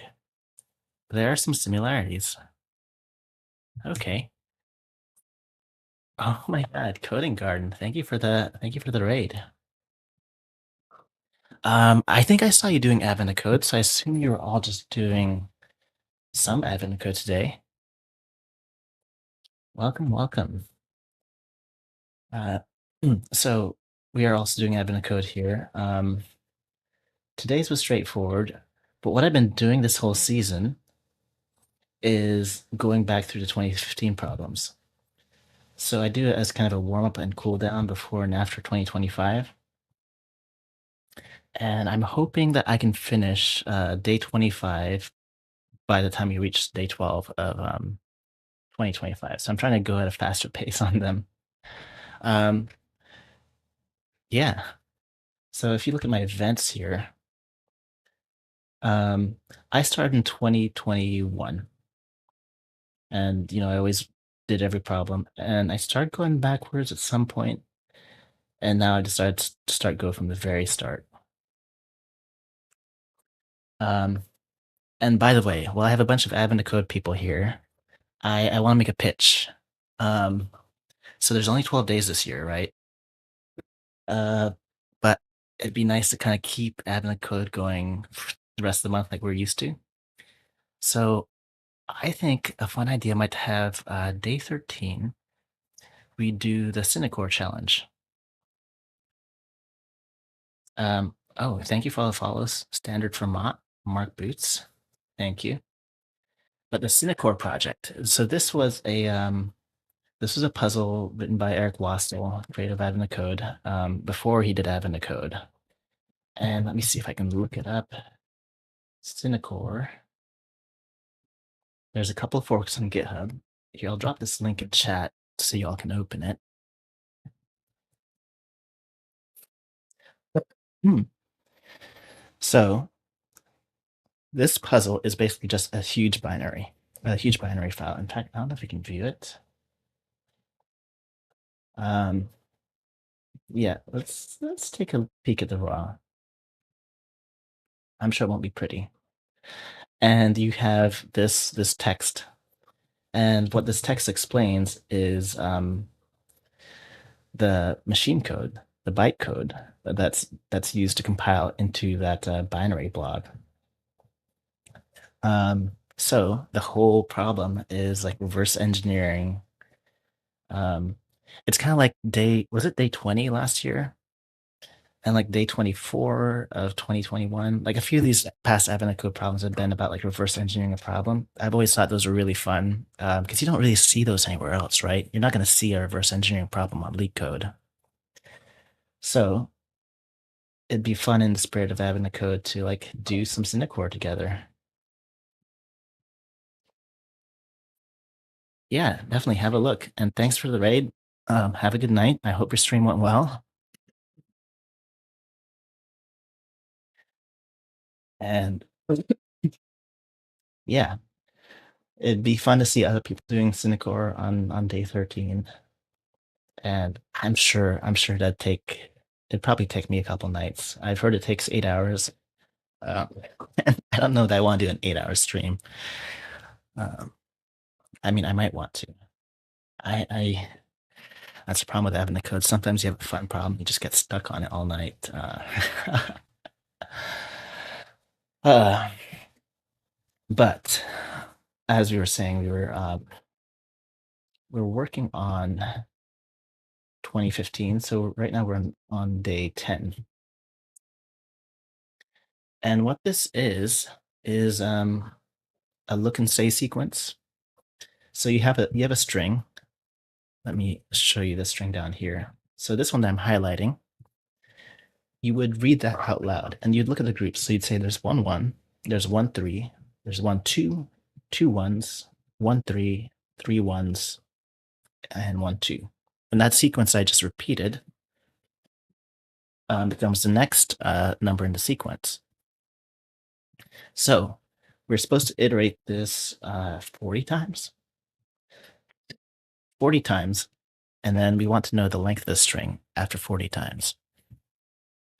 So I have done a few iterations, and this grows, excuse me, this grows fast, very fast.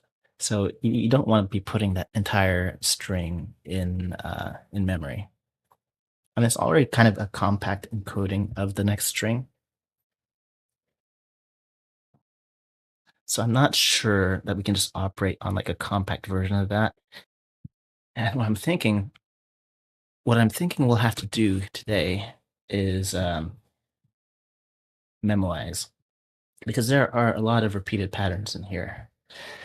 But I can't for the life of me figure out which part to memorize. I'm trying to find what the subproblem is. So here's a simple, like a naive implementation of look and say. The code's up there, you can look at it, but it's straightforward. And I'm basically just iterating it 10 times and looking at what happens to a number as we iterate it 10 times. Um, and as we iterate anything any number of times, you basically only get ones, threes, and twos. So if you have a 9, this is going to be stable, right? So a 9 is going to look the same as like a count 8. 8, 9 is going to look like 7, 9. So this is a case where there's a very clear recurrence relation. Count of 8, 9 is just the count of 8 plus the count of 9, right? So that's the kind of relation I'm looking for. But I'm not finding that for other pairs. Like, so some of these have similarities, right? So like a 1, 3 behaves like a 1, 2, or like a 1x, like a 1 anything. These here, we have some similarities. 1, 3, 1, 2 behaves like 1, 3, 1, 3.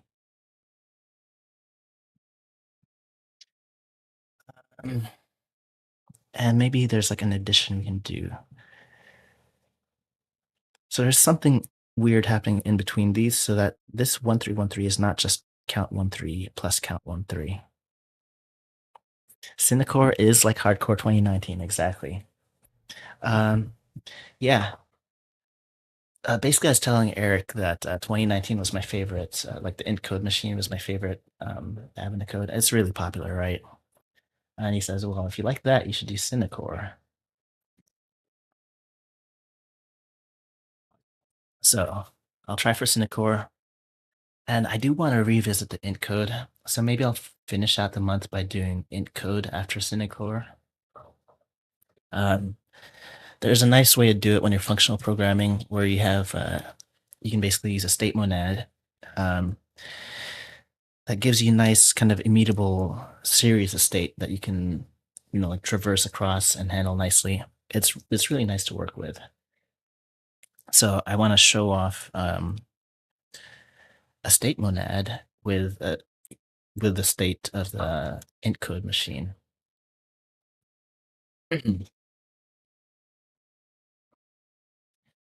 um, yeah, and I was pretty tired. I should be asleep by now, but I am interested in this problem. I feel like pretty close. Right? Like as soon as I figure out what to memo, you just slap the memo on there and you're done, right? So I feel like I just need that light bulb to come on and we're done here. But I'm out of electricity. We're still giving it a shot, though. We're still learning things about this as we go.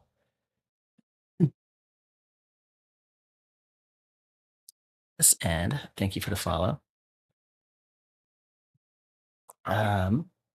Oh, hey, look here. 1, 2, 1, 2. This is 44 times 2. So this is 1, 2 plus 1, 2. This is 1, 2 plus 1, 3 right here. So what happens differently between these two and these two, where you can actually just add them? I'm still not sure how to chunk them. Hmm. I mean, let's see. What is a count of just 3?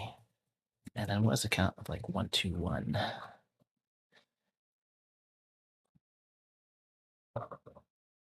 I'm sure that's not like a proper boundary. Oh, hey, that works. Okay. So 58 plus 30 is 88. And then the count of 1, 2 plus the count of 1, 3 adds up to 88. And let's say the count of 1 plus the count of 2, 1, 3 hopefully adds up to 88. If it doesn't, hopefully that teaches us something. Okay, 44 plus 44. 26 plus 44 plus 74. That is 100. Um, hmm. So when this kind of thing happens, it's because of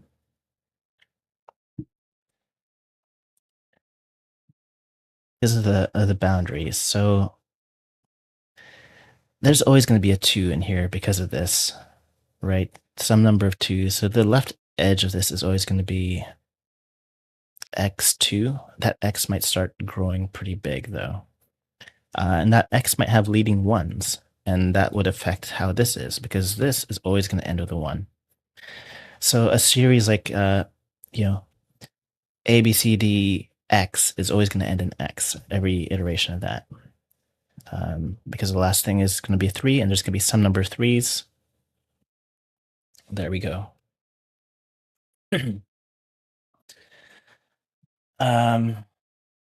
So if we could only figure out where to draw these boundaries, 1, 2 works. This always ends in a 2, and I suppose 1, 3 never ends up with 2 1s in a row, and never grows another 2, right? I suppose once your left grows into the right of the previous one, then you're in trouble. Hmm.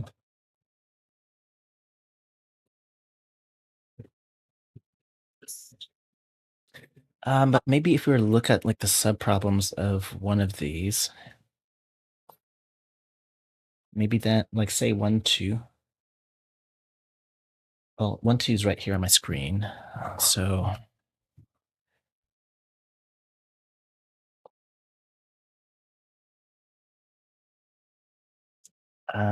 that's always going to end in a 2, and the left end alternates between 1 and 3. I see. So because that end alternates between 1 and 3, a 2 on the right side of that 2 is never going to interact with that. That's useful. So maybe every group has like an alternating left side to it, right? Let's take a look at that.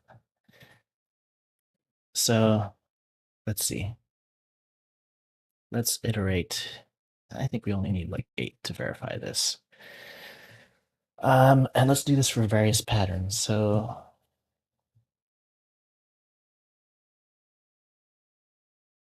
I don't know. Let's do a list of 1, 2. Let's just split a string. So 1, 2 slash. Let's do everything. 1, 1, 1, 1, 2, 1, 3.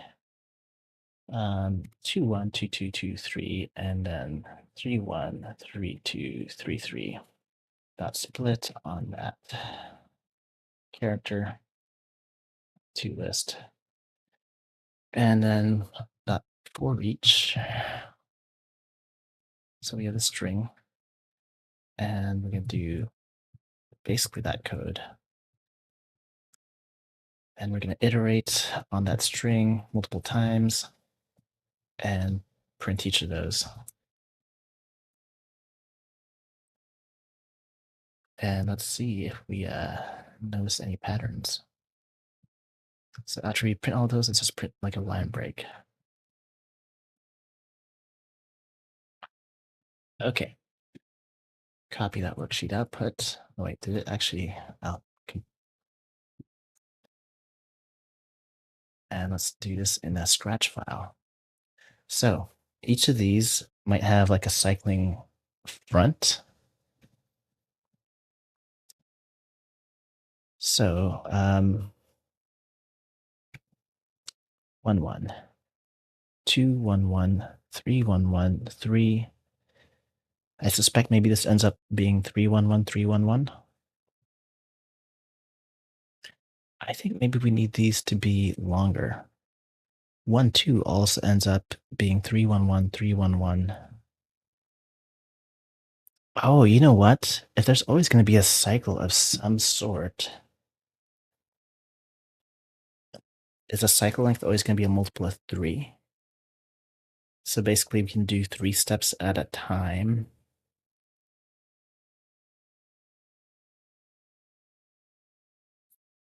Oh, Zuno. Cinecore is much like implementing plus reverse engineering a massive int code program. Ooh, that sounds fun. That sounds fun. I think that's your repo fork that I linked. Yeah. Hmm. I think I'll enjoy that one.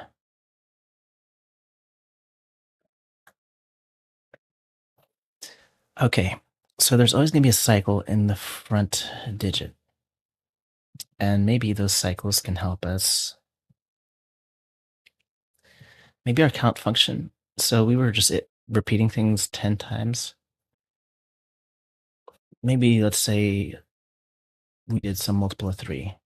Um, maybe then we'd start seeing patterns work out. So 1 1 3 1 1 3, same thing. Oh, 2 2. Here's an outlier. But still, there is some sort of pattern for the front end. 1 1 3 1 1. It's always going to be 1 1. Oh, I mean, yes, it's going to start with 1 and then have 1 1. Sure. I'm sure this would change if we had a case where we had like 3 things at a time.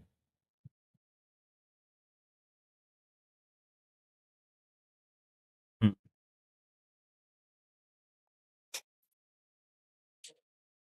So if we cached, like memoizing it 3 times, or memoize like iterating on this 3 times, maybe then it will behave in a bit more of a sane way.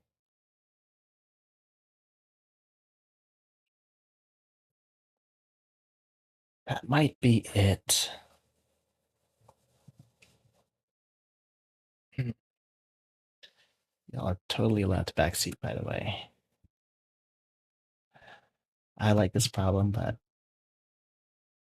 I like celebrating and going to sleep too.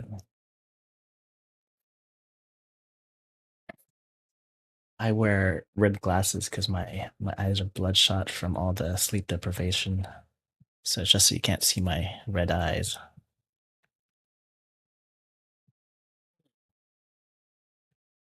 Let's see. Let's just change this to 9. Well, hold up. Maybe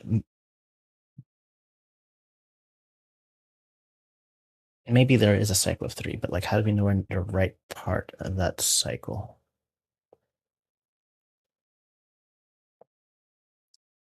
Uh, let's build like it looks say x3.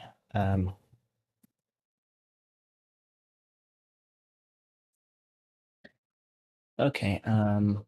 Look string, and we're going to a string.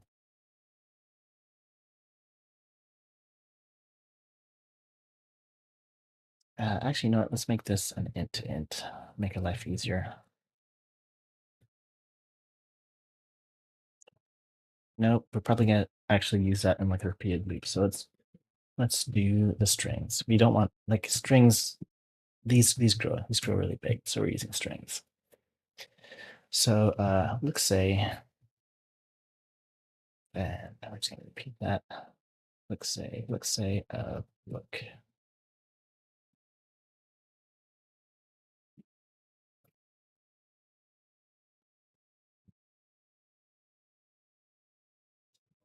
The red glasses rock. Oh, thanks. You're starting to code along, and you're learning Raku. Raku. What is that language?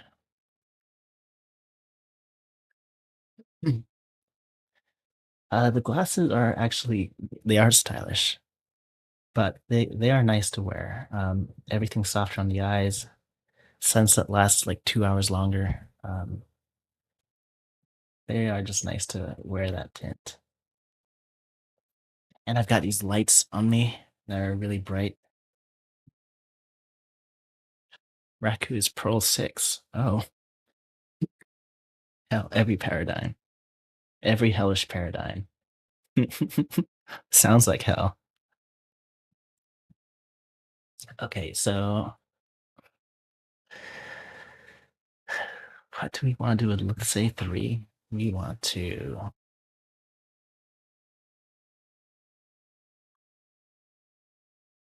take some of our patterns that aren't behaving nicely. Um, and see if they start behaving nicely. So this one here is a little bit of a problem for me because uh, 1, 3, and 1, 2 are 44, right? But they don't add up like they do here in this case. And that's probably because of how the left edge here aligns, and probably at some point, well, it never says 2 here, right? This alternates between 1 and 3. So the 2 is never going to be a problem. I think I'm going down a little bit of a dead end here. Maybe excuse me. Maybe it's nice that we have this ready to use at some point, but I might need to like think a little bit more about how you want to use that. So let's try this with 1313 and 1312.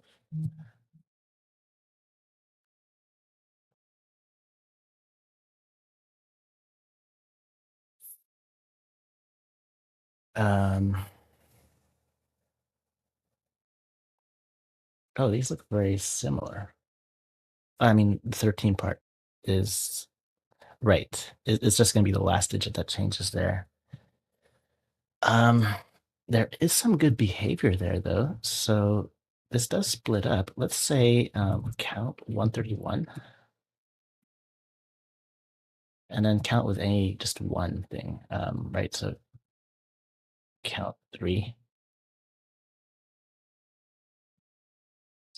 So that probably adds up.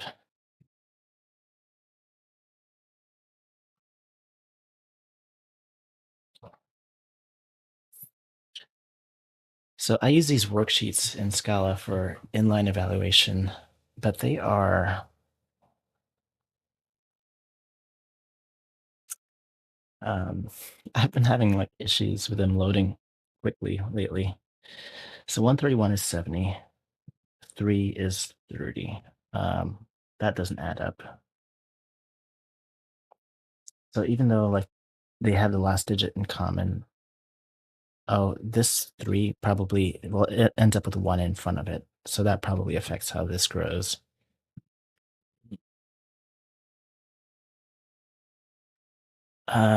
That's still not a proper boundary.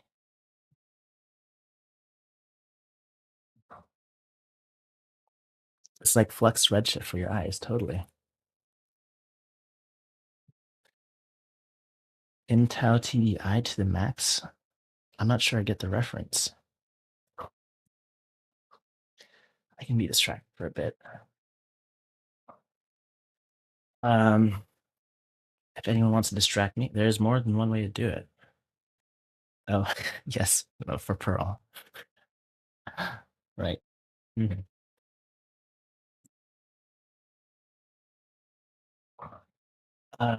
Hmm. How was day 4 for all of you? Um, over here, we all thought it was kind of straightforward. Like they have been easier than I expected. Day 1 dropped and it wasn't a one-liner, and I thought, oh, we're gonna ratchet up things a little bit faster this year, but it has been pretty approachable. Um, yeah, here's my day 4 code. It is pretty straightforward, like inaccessible. Um, so to get the roles, the roles are accessible from a group of roles, we just look at every point in there. So a role is a set of points, and we look at the surrounding, and we count how many of them are roles. So part one is just count the accessible roles. And then part two is, what do we do? Oh, we have this remove now, right? So a set, you can diff them, remove the accessible roles. This reads what it does, right? Um, hmm. And that's it. We just iterate and remove them all. I feel maybe they won't make it too hard and hope people won't go to AI for it. Um, I don't know.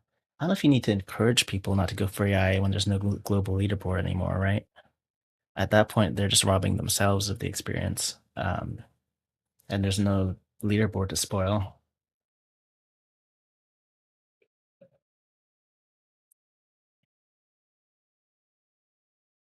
But I think it's a good solution to like the leaderboard problems because otherwise you have some verification system that just takes too much bandwidth. And I suppose you could always do like an unofficial leaderboard if you wanted. Like if you're competing, you could record yourself, publish that to YouTube, and be like, okay, this was my time, and have people compare. Hmm. I mean, people only care about like who was the fastest, right? No one cares about number 789 on the leaderboard. So if you post a YouTube video, then cool, that's it. Make your own leaderboard.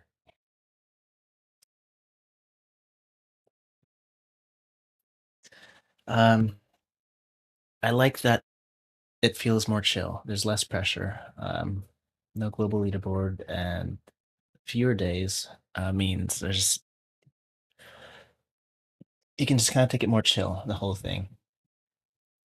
You don't have to worry about being behind 10 problems on day 25 or whatever. But, I'll have to get my sleep deprivation another way. Um, yeah, drama and outages. Yeah, it should be happy and festive. Totally. I think it's a good decision. Though I'm gonna miss having 25 problems. But there are how many problems? There are like 200 problems I haven't done. Yeah. So if I want 25 problems, I can have 25 problems. Oh.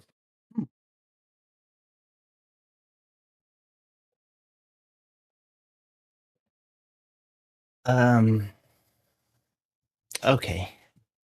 We took a little break from day 10. Maybe going back with fresh eyes now.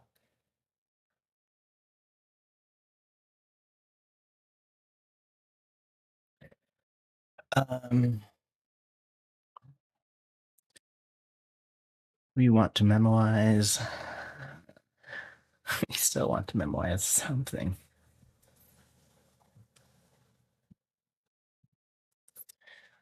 Um, maybe like a relation. There's something that repeats at some point, right? If we find a boundary,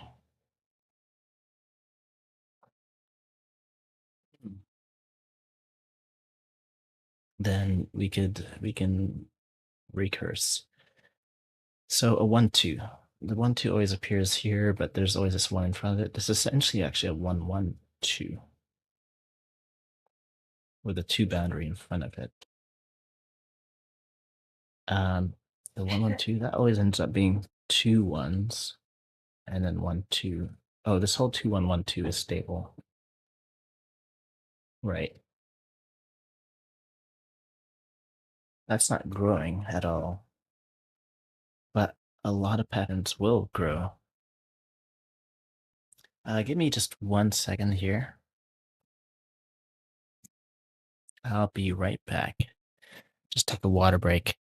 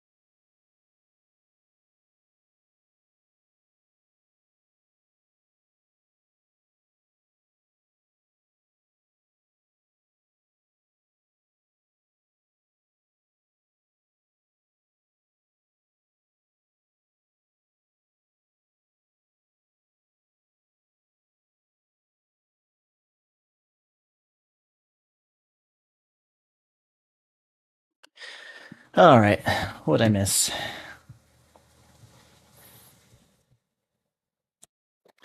Um, you don't remember solving this, but apparently you did. I believe it. I remember solving something very similar. Do you remember the chemical problem from 2021 where you had these elements that combined together to grow really large into really large strings, and you had to either memorize or like you had a compact. I think I did it with like a compact representation because the strings are like way too big. This feels similar to that, and maybe I should look at what I did there. So you're trying to understand your own solution. I've always just used Scala for this, for the stream anyway, or for like the midnight solution. Because I also like to play on the Scala leaderboard. The Scala Center puts one up. There's not very many of us on there, but that means I can that means I can top it. So I've topped it the last 3 years in a row. Believe it or not, on my performance tonight. Um, in fact, we can see what happened tonight. So, leaderboards 25.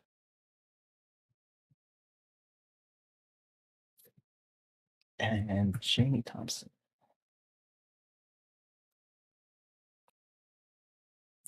For what's it does look like a Christmas tree.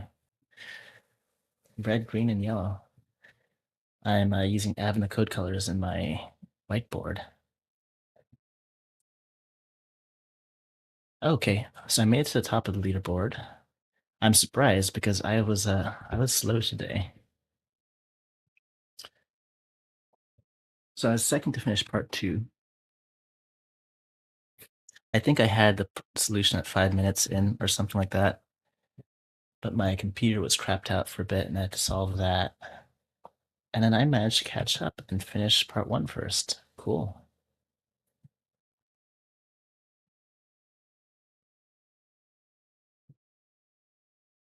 Are you going to party sooner? What do you mean?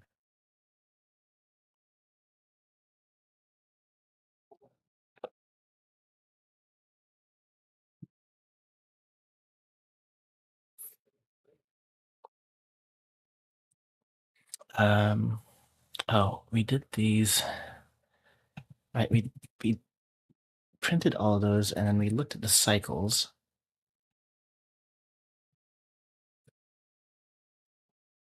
And the front edge, I think it always seemed to alternate between ones and threes. Right? There are rarely any twos. The only time there are twos is when you have 2 2.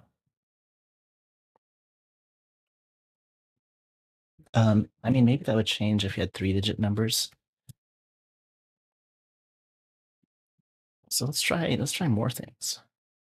So let's just try every single 3-digit string. So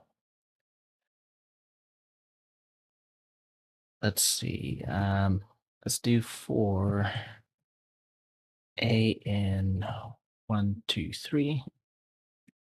And let's do that for B and C as well. So 3-digit numbers, we're going to yield a string A, B, C.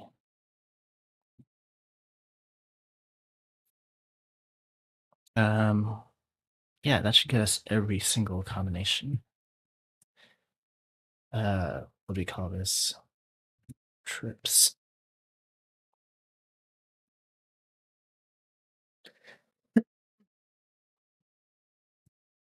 Okay, let's look at those look-says. Um, let's grow it to 12 instead. That way we can really see these patterns go.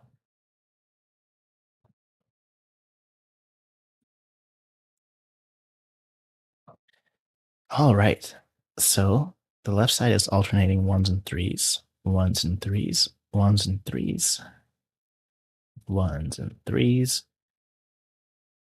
Okay, so the left side is always alternating ones and threes. So if we have then a pattern that ends in a 2, then that will form a boundary where we can add, right? Yeah. We might we might have something here. Okay, where did I? That's 2015, day 10. Um, so in this case here, this 2, everything to the left of it, well, hold on. Any pattern is going to end up with ones and threes to its left. So at that 2 boundary, we don't have to worry about them clashing. So maybe that's it. We just split it into groups of 2. In fact, we can test that with this. So with our input, let's comment this out for now. Oh,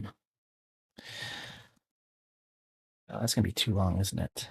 Oh, no, we don't want to count that whole thing. Hey, no, that worked out. So 10's not too bad. So if we count, we split that border.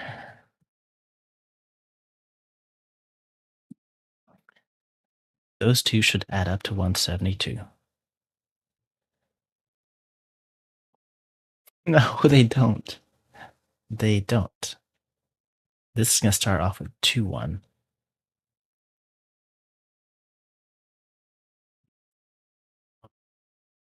But then after that, it's 1s and 3s, right?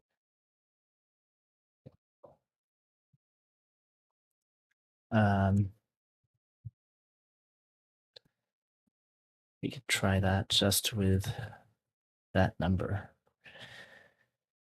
So this count starts with 2 1s. Maybe it's anywhere where we just know. So there are 2 of them.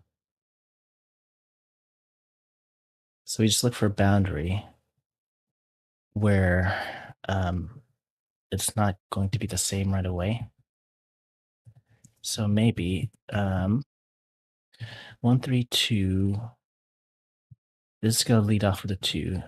So we erase that and we have 1 1. This is going to lead off with a 1 though.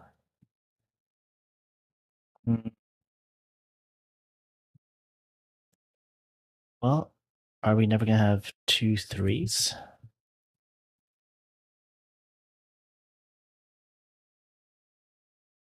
Or, I mean, 3 2s down here?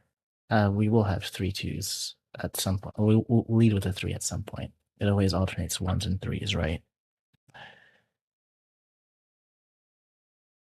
There's a repeating pattern here, and I just can't see it.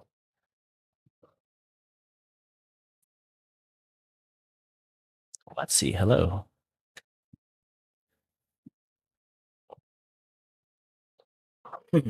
um, I don't know. I feel like we're kind of close.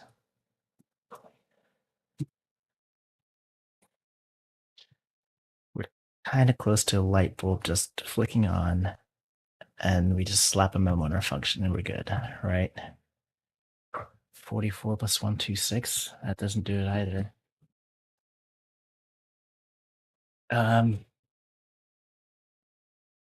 I mean, let's look at our definition of looks say.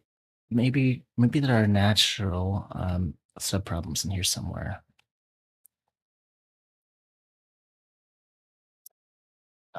Certainly not in this tail recursive version. I don't think we want to memorize with the tail recursive version. Let's take a look. So there's a prefix, there's a group that's all the same. Right, that's kind of an obvious candidate for memoizing.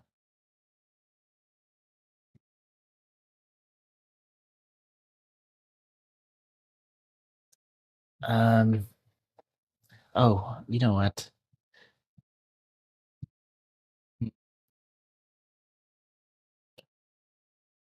Let's go to a more basic implementation. Let's say this one has a memo, but we don't need it. We don't need the memo there anyway, right? That didn't help because that's the whole last string. So we take that lazy val calc out and just comment that for posterity. I don't know.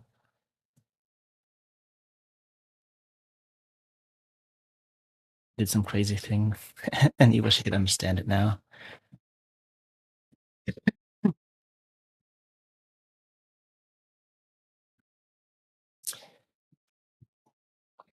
Um, I'd like to say I could understand most of my code that I've written before. Usually, end of the season, I'll go through and try and make it all nice. But there were definitely like a few nights that were just a mess that I never went and cleaned up. So, let's say, um, what did we say we're going to do with this? We want to make a different function that takes a number of iterations, and then that's what we're going to cache. So def, I don't know. Let's call it step, and then we have some look string and an int, and I think maybe you want to cache memoize on the number of int here. So let's take a memo. I'm just gonna comment this memo out here. And we're gonna do something similar. Um,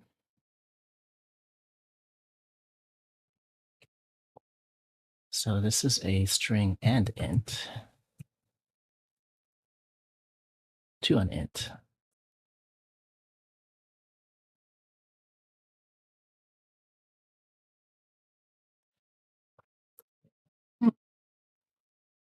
And we recurse backwards here. So if n equals 0, then look dot length. Else, so you know you don't know Scala at all, but you're getting a but we're getting a TLE memory editor. Otherwise, might be worth yellowing it. Oh, yeah, it just times out the evaluation. Because the strings are massive, way too big. I mean, I could increase my timeout, and I could maybe just YOLO it.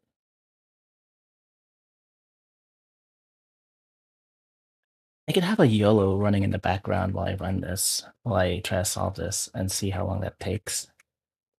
But they, even by 20, they're already big, and they kind of grow. Well, let's look at the growth rate. So let's look at the Scratch.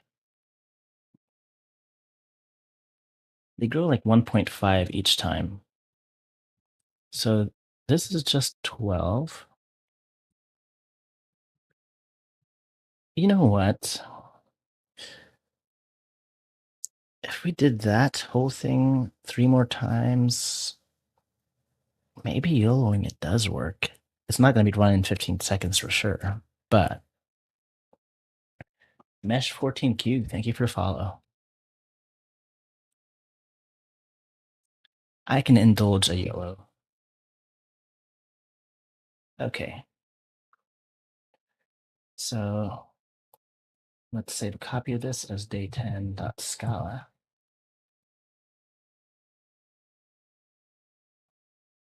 The worksheets are less performant. They are nice to use. Um, we'll keep the worksheet on our right and the new code to our left. So we can just take this tail recursive version and let's see if we get an out of memory error.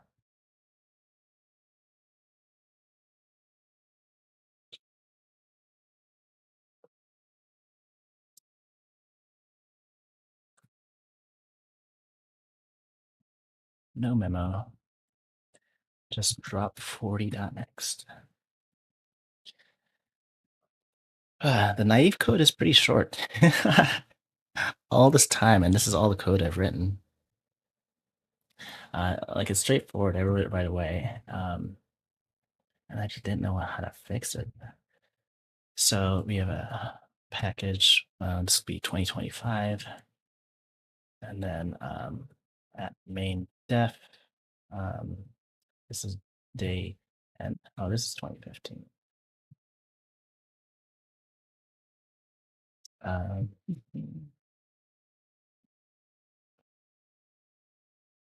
and we'll just indent everything. And I suppose we could print each as it's coming out so that we could see like a progress.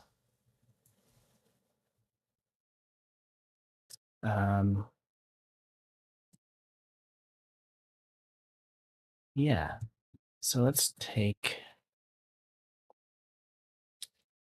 41, at most 41. That's it with index dot for each. Now we have the string and the index. So this is the step and the I, and we got print line.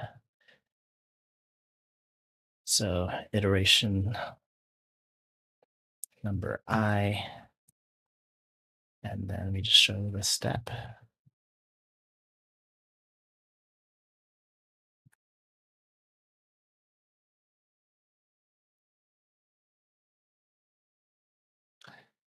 Okay, and let's pull up a terminal. And we can just let this run on the right side. I might crash my stream, so get ready for that. Day 10.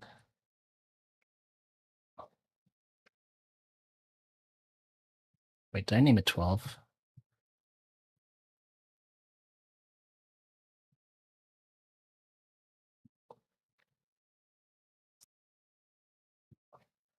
Mm. Okay, we try that again. Oh boy. What number are we at?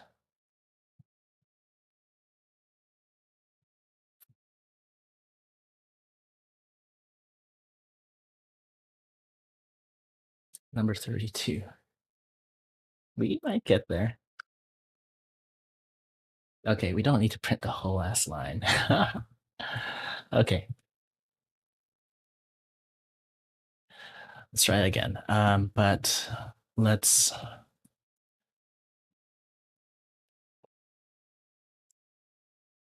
step, I know we'll truncate it and we'll get the length.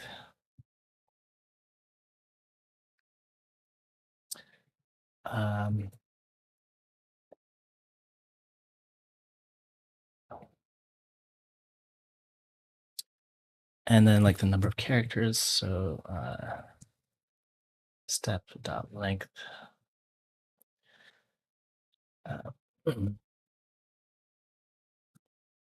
And we'll just take the first, 30 digits.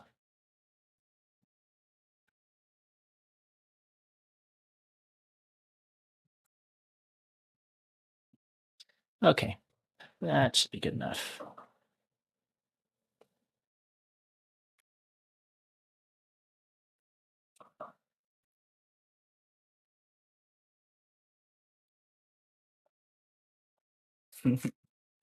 Background yellows for admin, totally.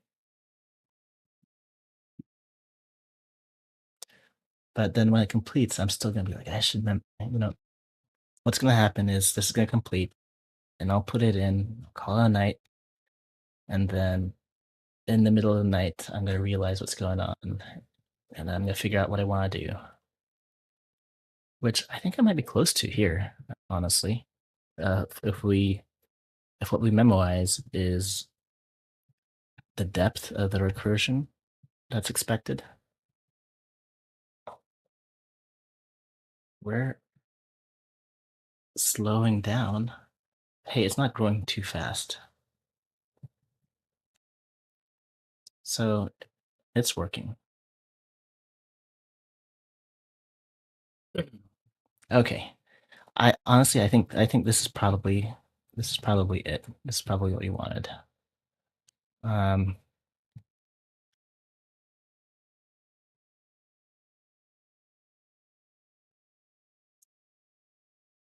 so look that length. Otherwise, we're gonna recurse somehow, but first we're gonna do all of this stuff. So I don't know, let's look at if it's empty. So if look is an empty string, then we don't do anything, right? Look that is empty, then we return an empty string. We're basically following this initial implementation here.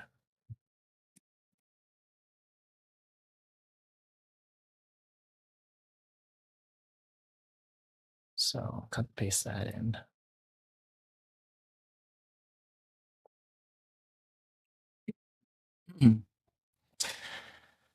And excuse me. And then build was the recursive step here. But instead we go step with a remainder. And n plus or n minus 1.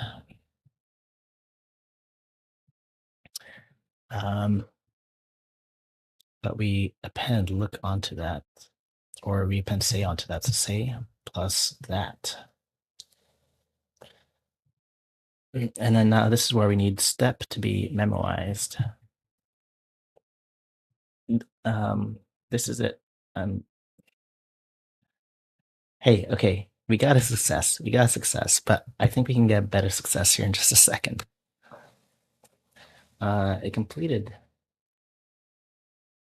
just now, actually. It took 3 minutes.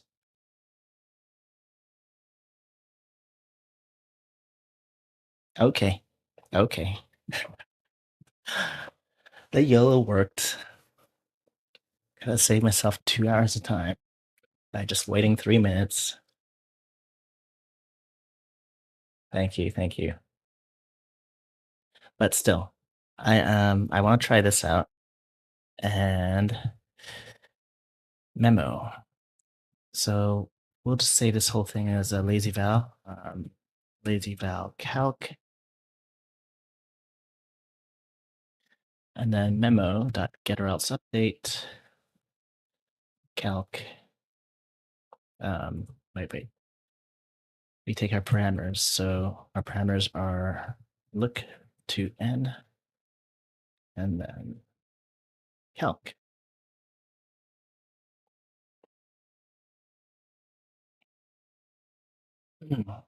And part of the problem here, we'll see. We'll see if it works.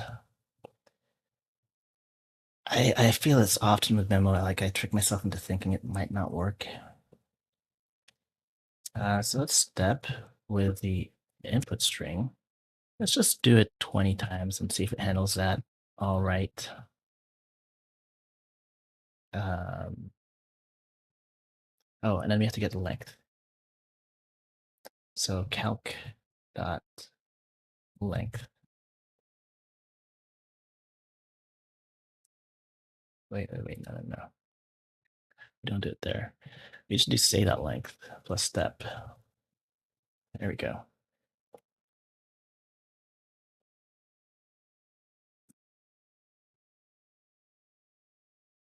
Oh, wait, there's an ACK here. We don't need the accumulator.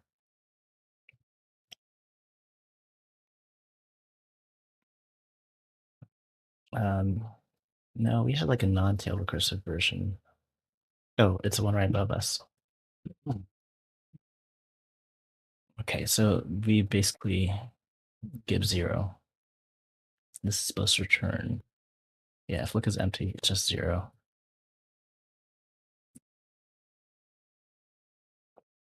And say is not found. Oh, right. We gotta indent that.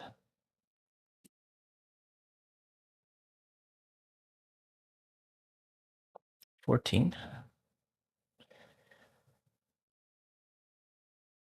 That seems very wrong. It only do one step.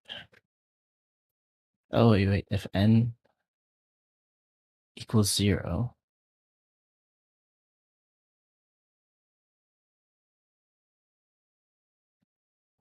Okay, we'll do part. Well, let's at least read part 2. Neat, right? You may also enjoy hearing John Conway talk about the sequence.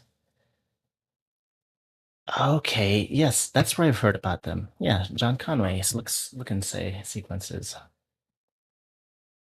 That might be a hint. Now, starting again with the digits in your puzzle, apply this process 50 times. I don't know if we can YOLO 50. I don't know.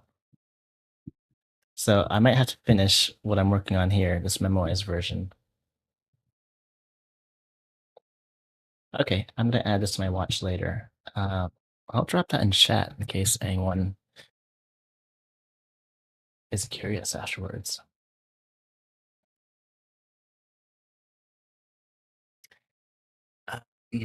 Okay, this only iterated once. So our base case, if it's 0, if n is 0, then just look that length. Okay. Otherwise, we do a calculation.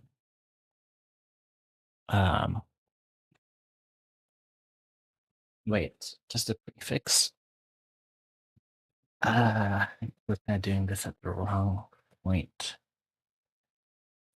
This isn't a fair place to split it. Right, step needs like a whole string.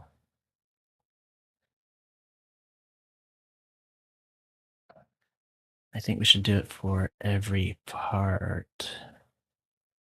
Right, yeah, we still don't know where to split it.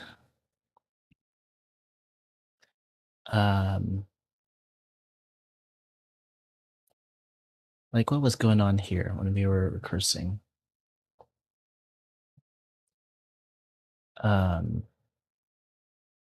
Yeah, we calculate the say for the first bit, and then we do it for the rest of the bits. I mean, we should just use the look say. But we're never going to call it with anything else unless we're able to split it. Okay. We're going to try another background yellow.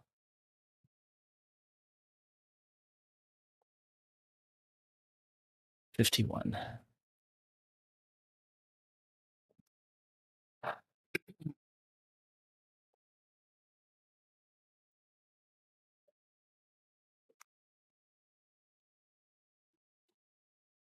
I mean, maybe it'll complete in an hour, right? And if it does, maybe I'll not be done by then. Okay, I have talked about this day 20 problem or your 2021 problem. Let me look. Chemicals. So let's do a search for chemicals and figure out what day that was. So get ls files, xargs grep.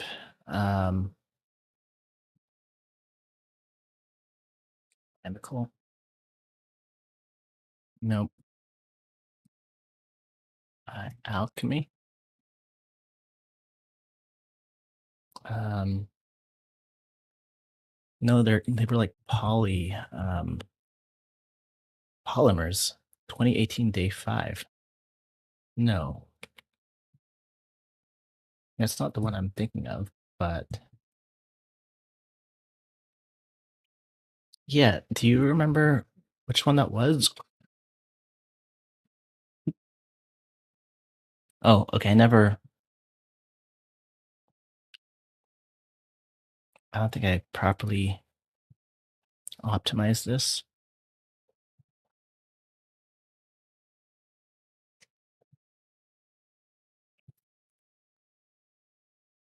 Oh no, okay, I did some optimization here. I wasn't just calculating the full string. Um, I don't think this helps us. But there was one from 2021.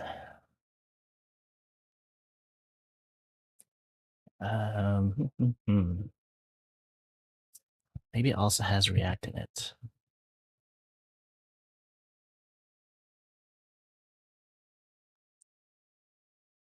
Oh yeah, thanks for the link.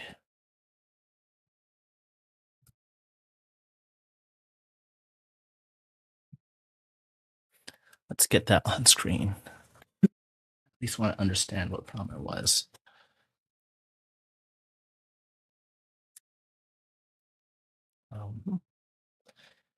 I can feel, excuse me, I can feel my computer slowing down.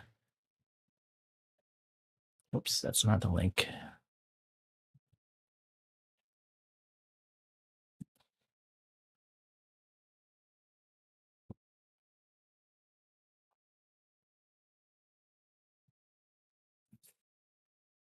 Oh no, this is collapsing things. Right. So this isn't growing something. So this is the wrong problem.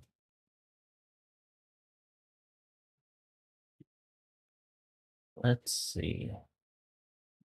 Well, let's leave this here.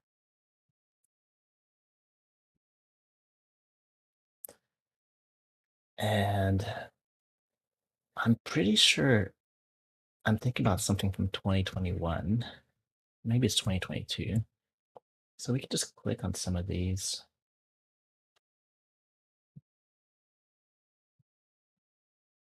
Look at the problem titles. Oh, I know what these problems are, and none of these are it. Oh, yes, I remember that game. The trench map, the beacon scanner. This was a gnarly one. I enjoyed that. Snailfish. Um, kind of, but not quite right. Trick shots. This was just a one line of math. Packet decoder. Parsing. More maps. Okay, I think it was in here. Frankie, hey. Hmm. I guess you checked in B/C of the AOC? Oh yeah, I checked in because of AOC, totally. Did you stream AOC tonight? How was that?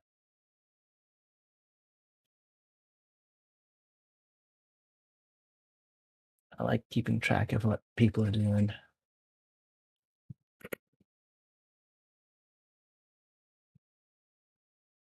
It might even be like one of the earlier day problems. Maybe it's earlier day from like 2021. Beacons. Um, graphs. Tetris. I don't remember that. Oh, some state machine. Oh, that was a dice. Do you remember the box that you had to fold up? 2021 day 14. Ah, okay. Hey, it's the very last one I opened here. Regolith Reservoir. Oh no. 2021. There it is. Thank you. Thank you for finding that, Zuno. Polymerization. Right. These grew after 4 steps. It's huge. The folding paper killed your leaderboard times. I'll bet. Oh man, that was a fun one. Uh, and by fun, I mean painful, but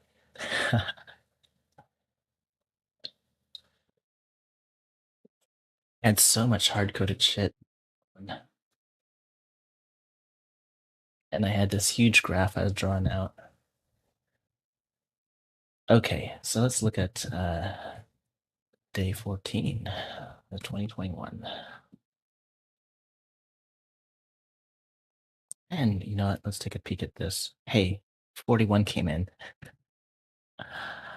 You know what? I bet Eric tested this out by like brute forcing it and seeing like, hey, what's the last one to show up in 5 minutes? Yeah, this has slowed down significantly.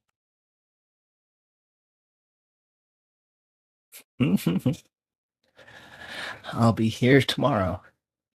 I mean, 50 will probably be done by the time the next problem drops, maybe. I mean, it does scale exponentially, but only at like 1.5 or 1.3. It's not like it's doubling. I know, what's 1.3 to the 50th? Huge. 1.3 to the 50th.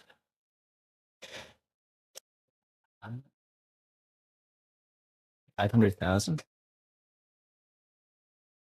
So let's just say to the 10th. If the So 13 times 3 minutes. 45 minutes? Okay, so it could be done in an hour. I mean, let's do kind of a worst case. So fifth. 3 hours if it's 1.5. Let's divide by 60 there. And let's say it's 2. In that case, then 50 hours. Yeah, it's not 2, but it could very well be 3 hours. Michael PC Gamer, yes, I am still going. Not on tonight's problem. I'm solving a different one altogether. This is day 10 from 2015.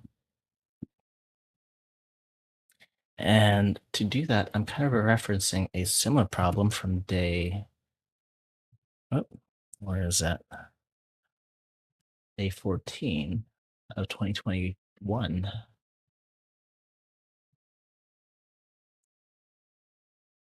Okay, let's put that there so we can tab between them. It's coming on. Okay. So, how are things growing? So every pair insertion rules. Okay, so for every pair, you could insert something between them. A rule like A, B to C means that when elements A and B are immediately adjacent, element C should be inserted between them. Okay, and those all happen simultaneously. So this has like very clear boundaries between subproblems. So this feels easier, and I don't think it took me all that long. So what did I do? Oh yeah, we just did pair counts instead of like keeping the actual string in memory.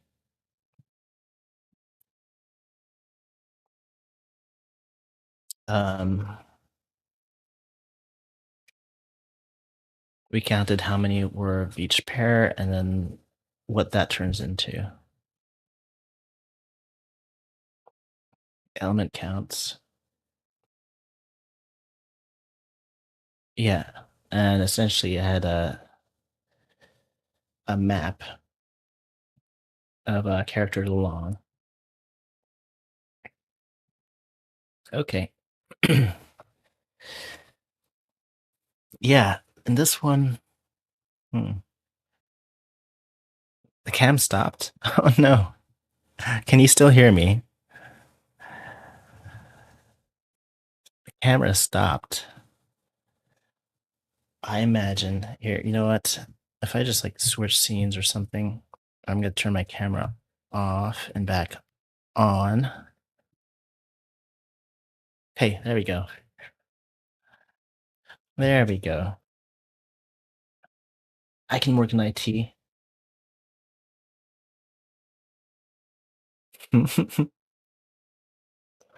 I'm thinking.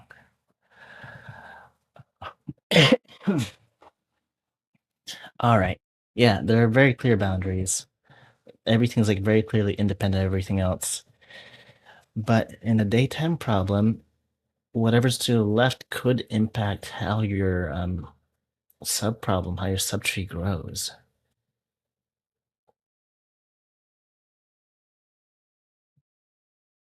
We're still stuck on 43 here. Let's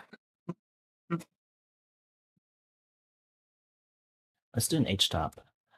I just want to see what's happening to my processor there. Okay. Let's take another look at this.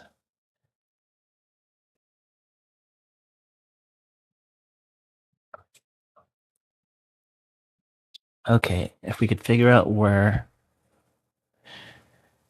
to draw a boundary, then we could just do a look say.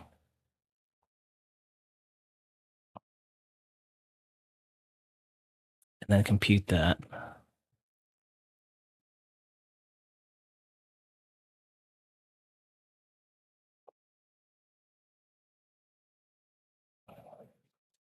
Uh, for each bit. But maybe I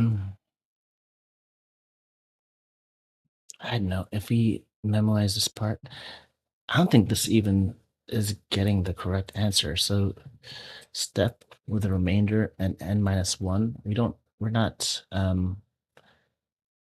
to n minus one yet. Yeah, I mean it's still n.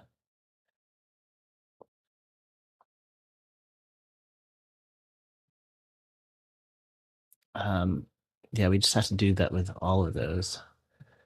Okay, so I think we keep this look say definition or some other look say definition, and perhaps how we use it when we're like iterating um, can help.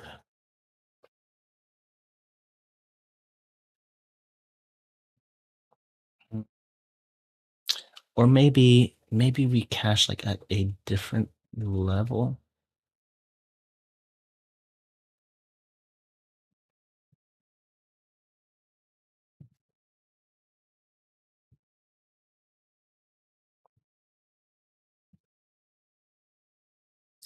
Um, I don't know. Let's comment that out first. 'Cause I prefer the tail recursive version. Um, wait, no, this is the memoized version. We don't need that. Here we go.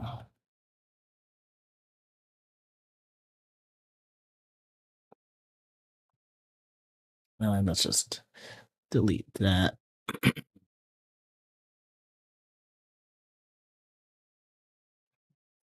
Hmm.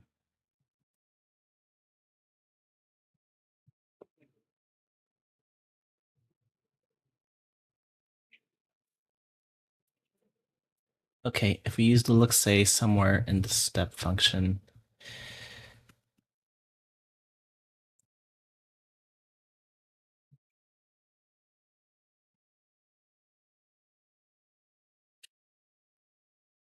um,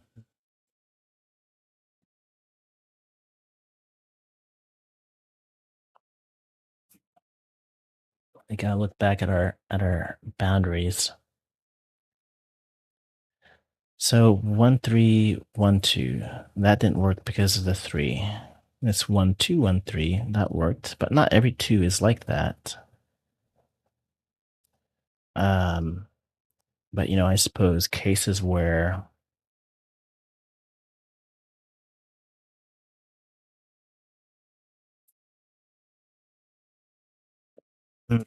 you know what? If this 3 weren't here, then we wouldn't end up having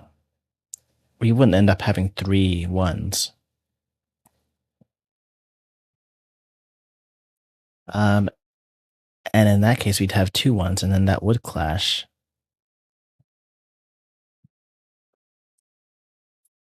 So I suppose,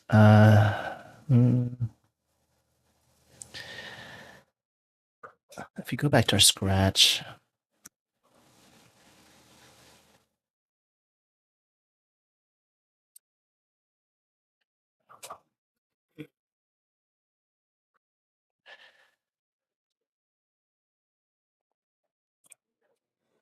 I imagine that there's okay, like this has a 2 here, but the 2 doesn't last.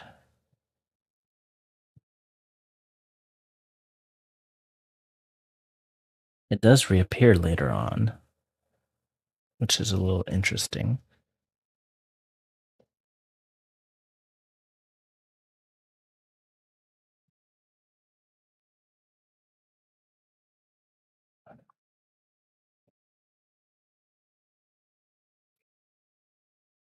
Mm, yeah, they always seem to stabilize out.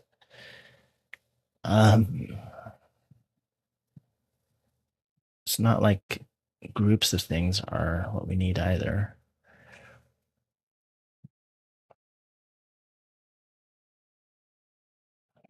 2 2, well, I suppose will be pretty stable. There'll always be like a 2 2 that's inherited.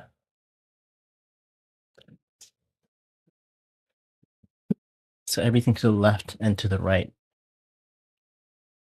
should be stable.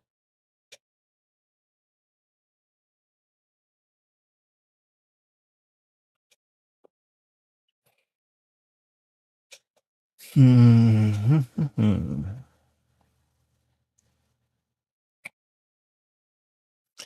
I suppose we could look for certain patterns that are stable. Oh, it's nice that's only running on one core. Cool. It won't crash a computer. How far are we? Still on 43? Maybe there's a hint in here. Oh, where's that? The John Conway video. Um, yeah. Hey, it's a 7-minute video. That's probably faster than what I've been doing so far.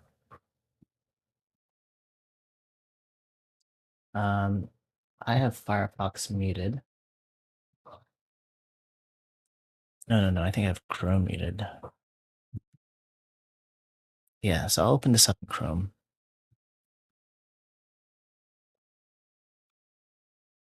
And let's take a look at this video.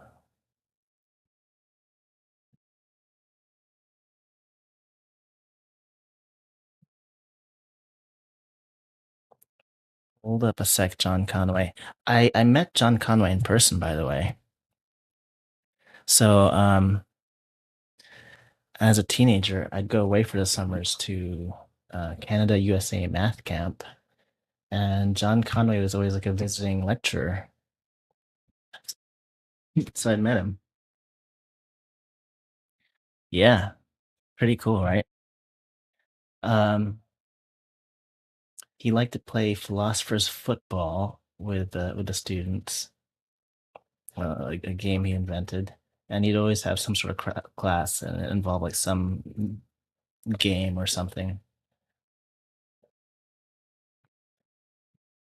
But he died, I think, pandemic COVID a few years ago. Okay, we'll play that on the left, and we'll have a tree for us to look at on the right, just to direct our thoughts.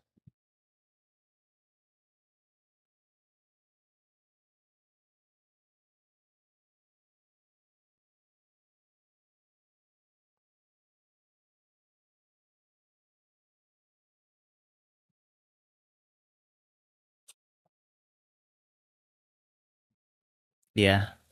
Yeah, I bet Eric's a fan.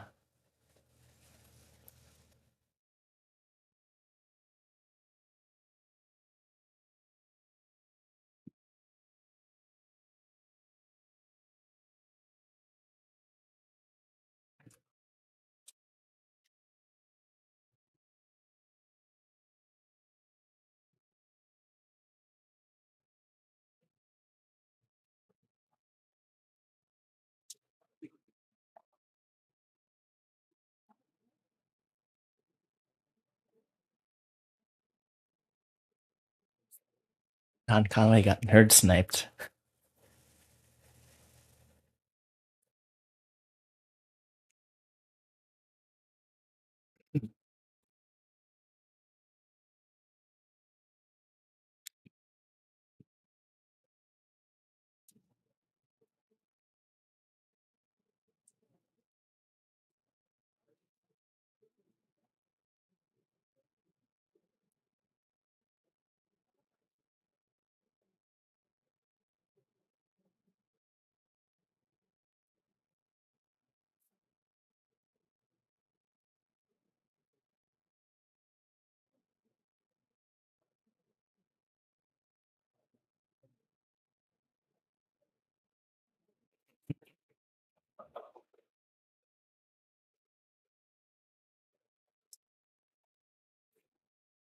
Straightforward so far.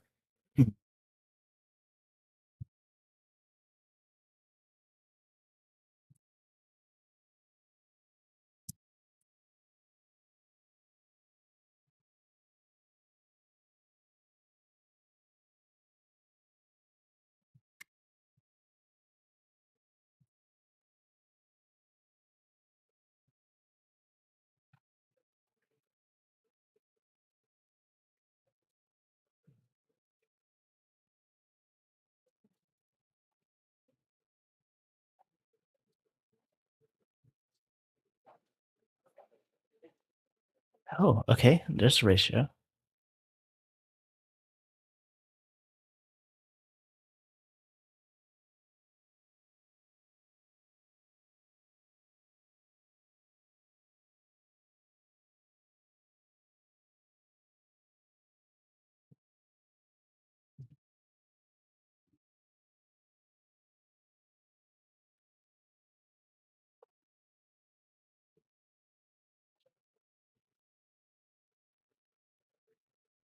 Oh boy.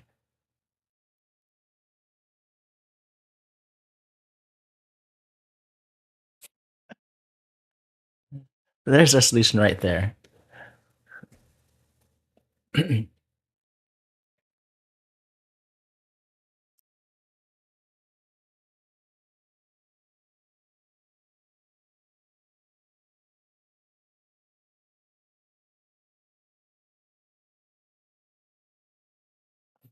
I'm worried he's not going to tell us how to solve the problem.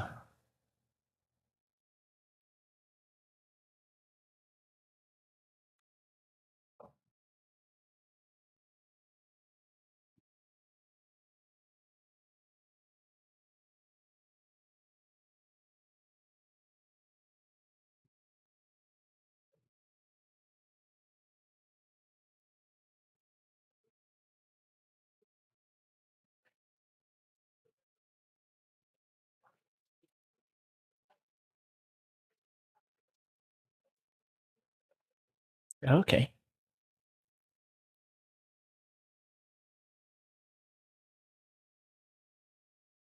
Yeah, the two is a boundary.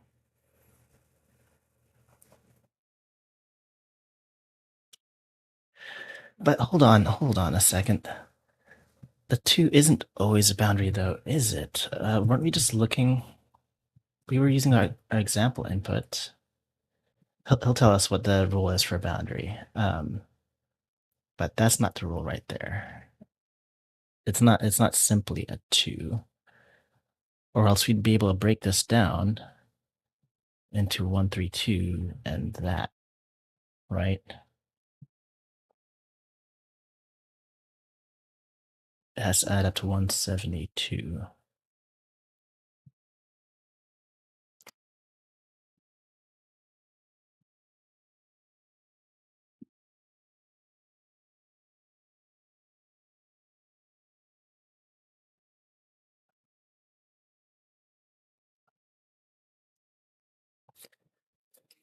Okay, so if we learn how to find boundaries like this, then, so this ends in a 2.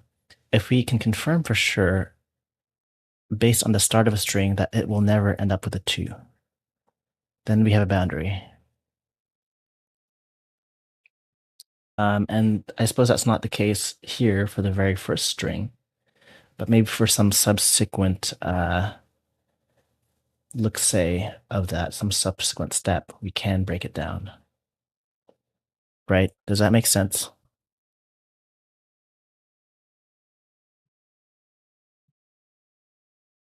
Did I disappear?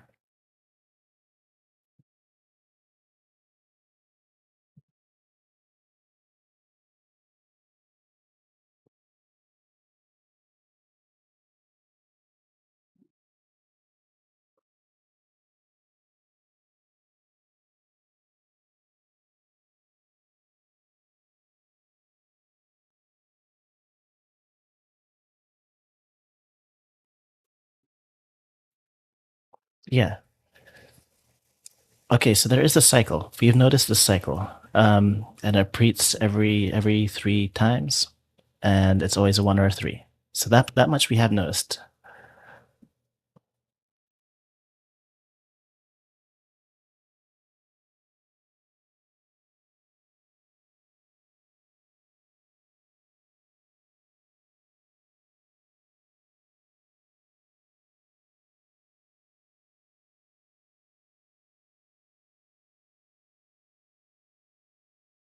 Okay, but what's the rule? 92 common elements.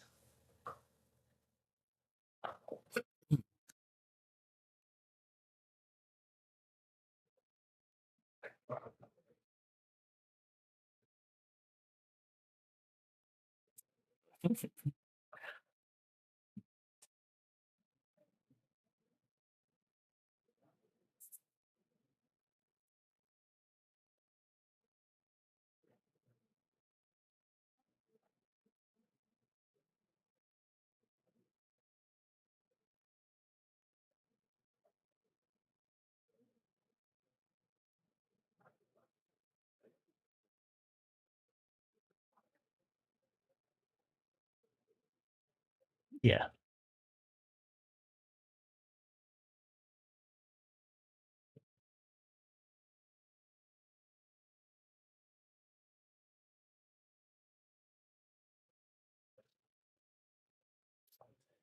I don't want to simply hard code the elements. I want to figure out how to find them.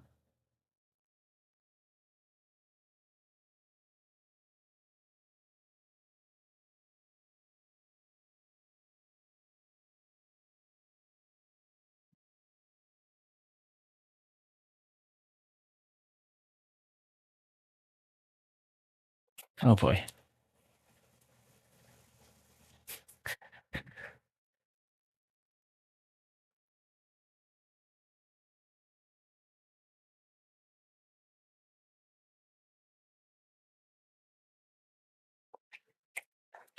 Okay.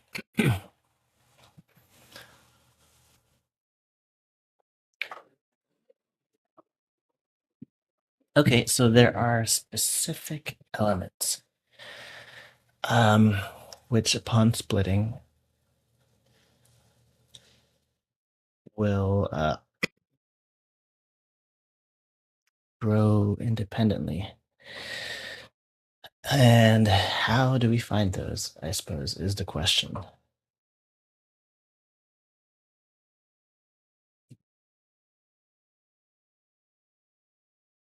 Where did VS Code go here?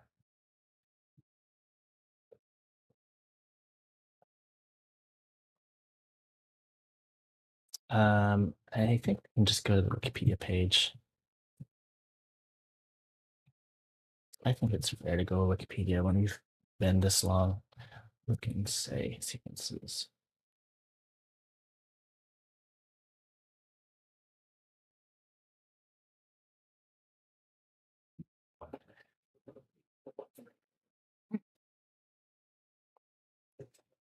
It is pretty cool. Okay, let me make this bigger.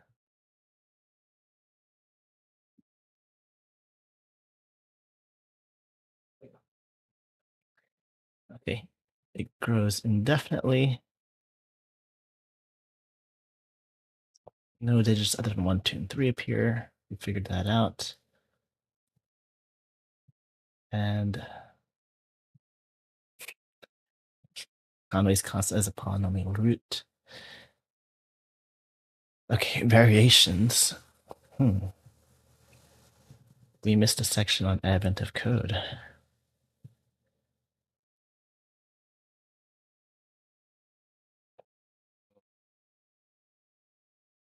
Elements.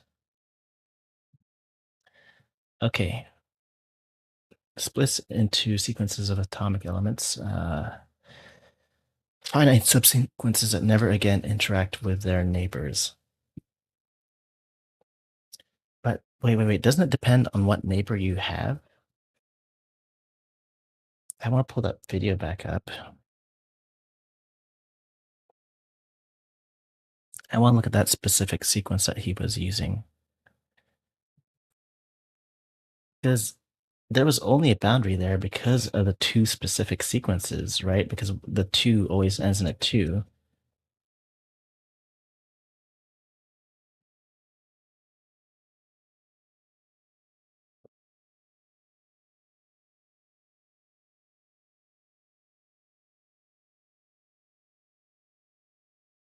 So this is just from 1, right?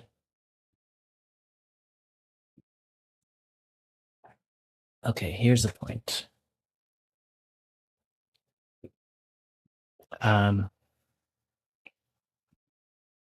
Bizbuzz, welcome. It's been a little while. Okay, so this is the thing here. This is always going to end in 2, and this cycles between 1s and 3s. So what part is the element?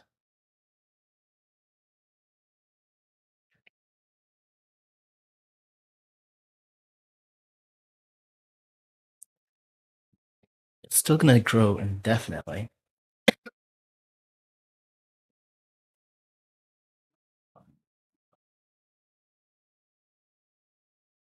And the right hand's always going to end in a 1, which means it can't be like the left of any sequence.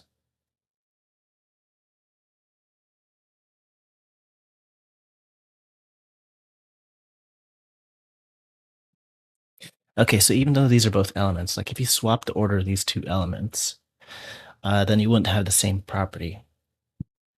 So I think all we really care about them is the boundaries.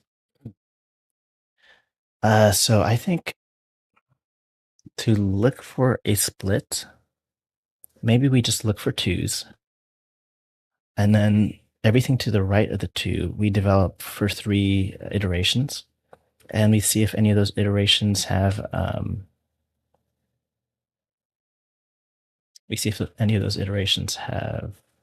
a 2 in them. And if there's no 2, then we can just do that separately, right?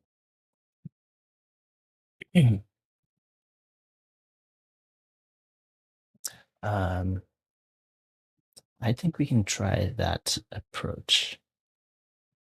You could read a little bit more about the elements. Below is a table of all the elements. Oh, okay, let's show that.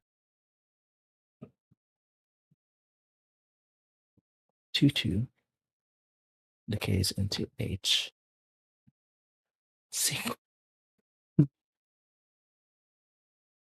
Wait, what? Um, this decays into helium. What does the dot mean exactly? It ends up having like two halves. There's something else decay into H. Okay, so there's a 2, 2 in the middle of this. Right. So that 2, 2 will continue like growing there. And then the right side will turn into like CaLi.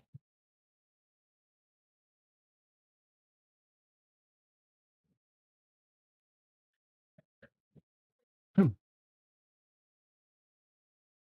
Hydrogen. Okay, I mean, this is one to note.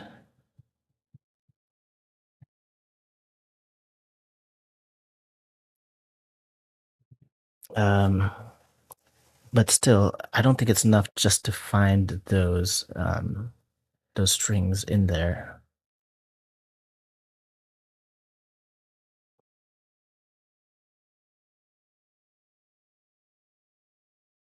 Let's take a look at that. Yeah, Advent gives us a different starting sequence. And probably at some point, these elements start appearing in there, right?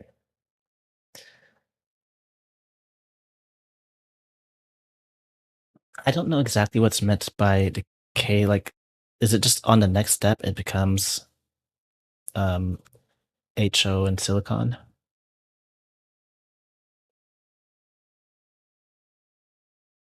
So 1, 2 decays into K. So 1, 2 we can do pretty manually. So where's K? K, 1, 1, 1, 2. Okay. Okay, it just turns into that. Ah, okay, this is exactly it. It just turns in. So it's a graph, right? Any possible number is probably composed of those sequences. Um, and then they decay. Well, okay, no, well, mm, I'm not sure. I'm not sure that these can build any element. Can they?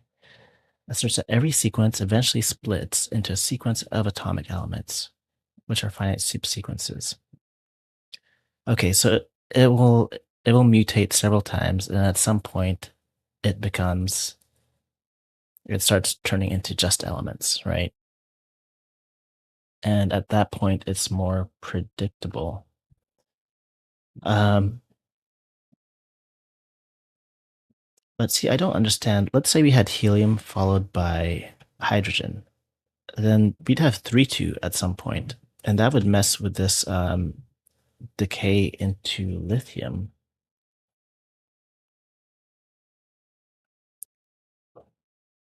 So, like, I don't think that helps us to find any particular sequence.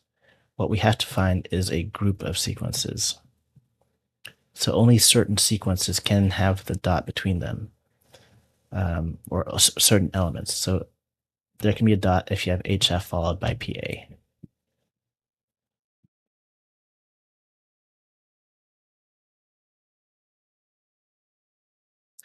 So the elements are only useful if we see um, all the other elements there too.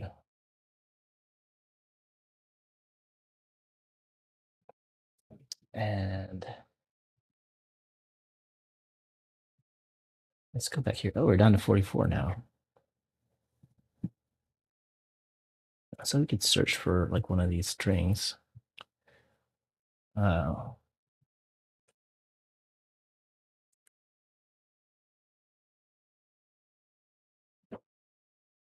What's AS? Arsenic?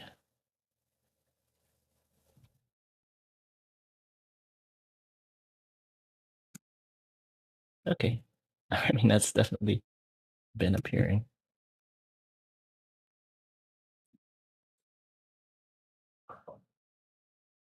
And how many times does that appear?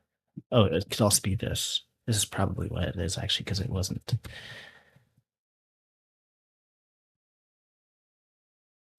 Nope. Hmm.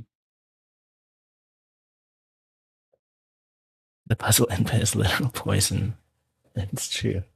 It's poison. It's killing me. It's killing my computer.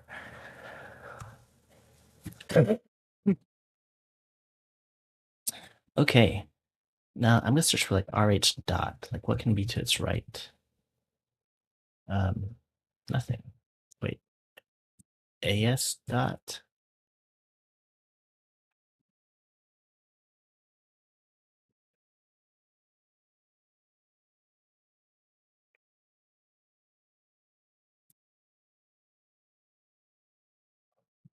Um. Okay. If nothing, if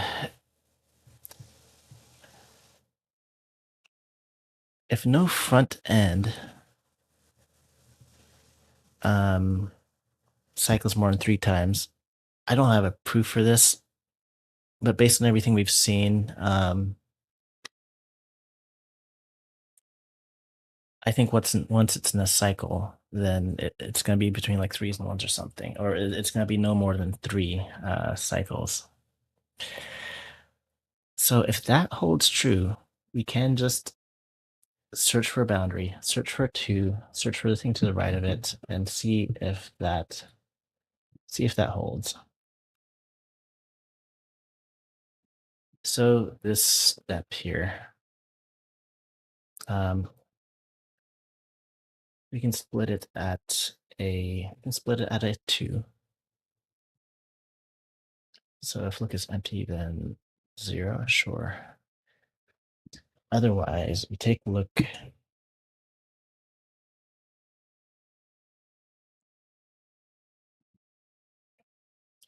Um, no, no, no. Index of a two followed by a one or a three.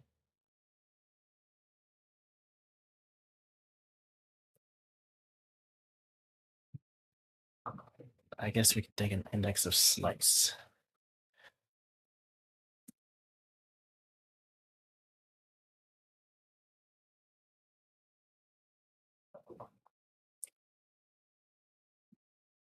Mm, and we can just say like a 2-1 because we'll do this at every step, and if that's alternating from 2-1 to 2-3 and just 2-1 2-1 2-3, then at some point it'll be 2-1, right? So the index of that slice, val I equals that, and then now we can split the string. Look dot split at I plus 1, and val left equals that, or val left and right.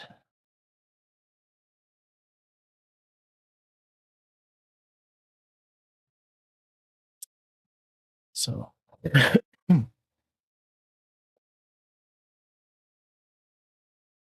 split at, there we go. Um,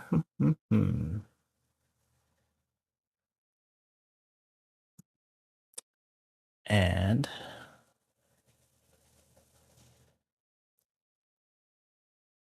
let's see if it's stable. So let's say, look say, in this case, look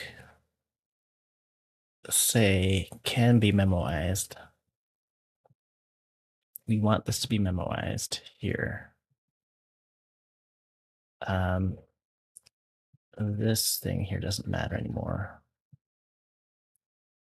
So I'm going to comment that out. We're just going to do calc, or put this right here.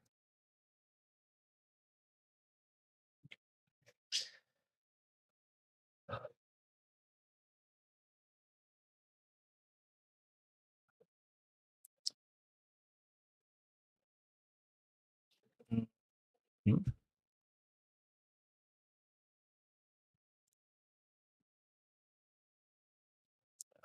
I do think we still want to memo this. We actually do still want to memo this because we're going to have a look be smaller.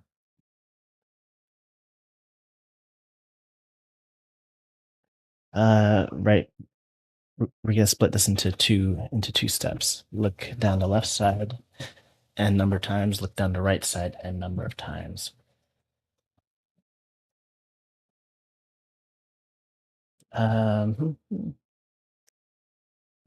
And for look say, we could just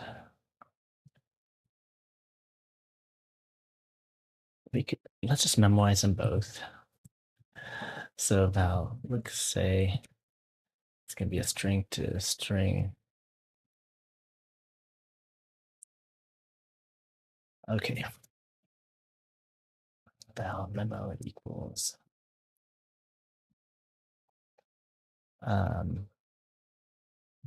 let's call it m here. So m equals collection dot mutable dot map dot empty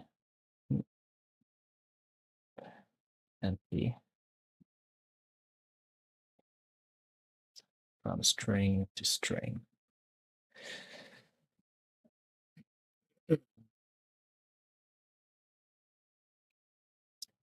And when we build,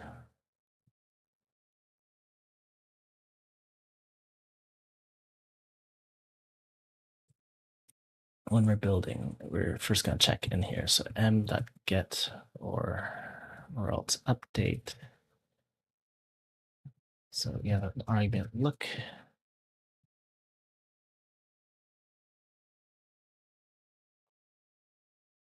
And then otherwise we do build look.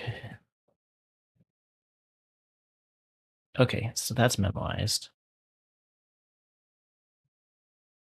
Just kind of inline memoized.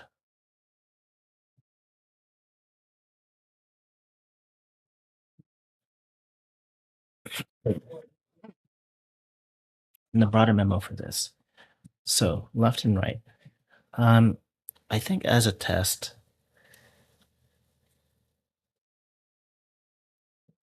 let's say if let's say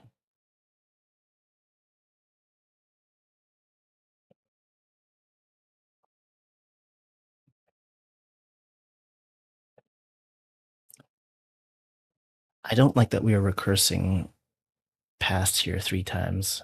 So we can't use step recursively when we're doing this. So if let's say left dot length, or we just append the strings. If so if let's say left equals let's say right, or plus let's say right equals look say look, then we can iterate recursively. Now let's just do this. Let's call this like I know n1 or their conditions. So C1, C2, C3, if all 3 of those hold. And, this is kind of hacky, I'll admit that. But when I get desperate, I start kind of like coding this way.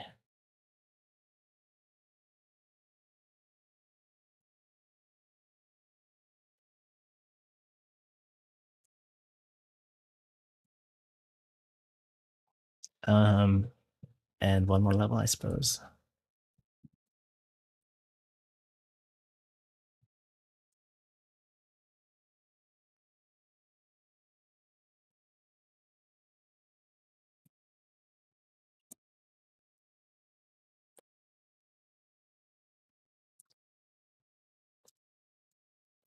Okay.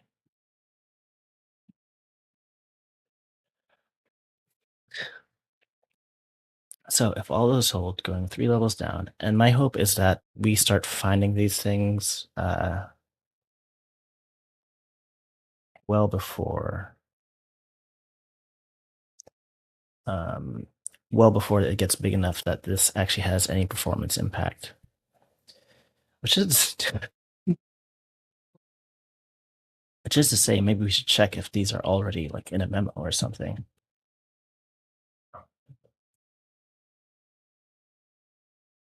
If C1 and C2 and C3, then we just give step of left n-1 plus step of right n-1. So whatever we do here, like this part here might change a lot. We might do something smarter. We might go to the Wikipedia page and get all elements. The goal is to be able to write this code here so that then this bit can be memoized.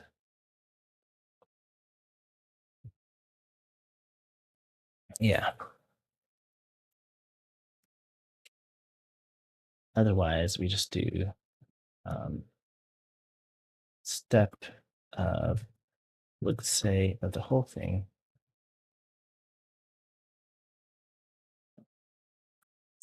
And then n-1. Okay, and look say itself here is memoized.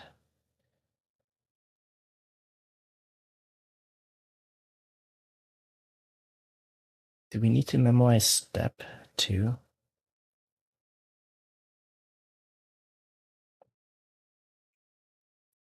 I don't know. Is it even going to be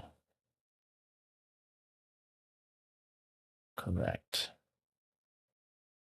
I think the fact that we're splitting it is maybe enough. No, let's just memorize that too. Okay, lazy val calc is that.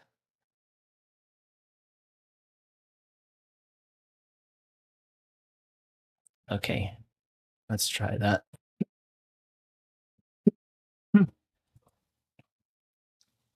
With input 20, sure.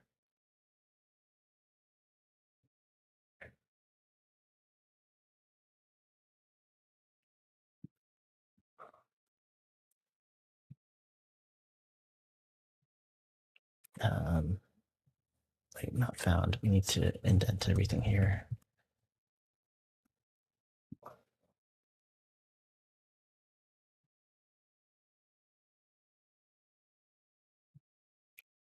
"73" is wrong.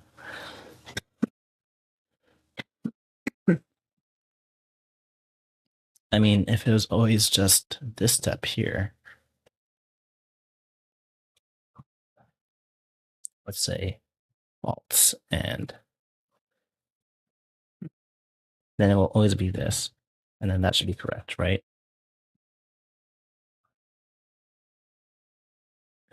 That should work properly. Or maybe that is correct. Here.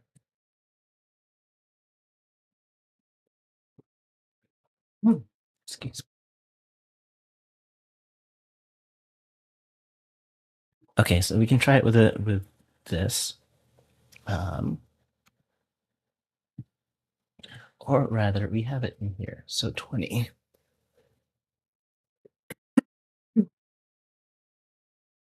76 carats is number 7.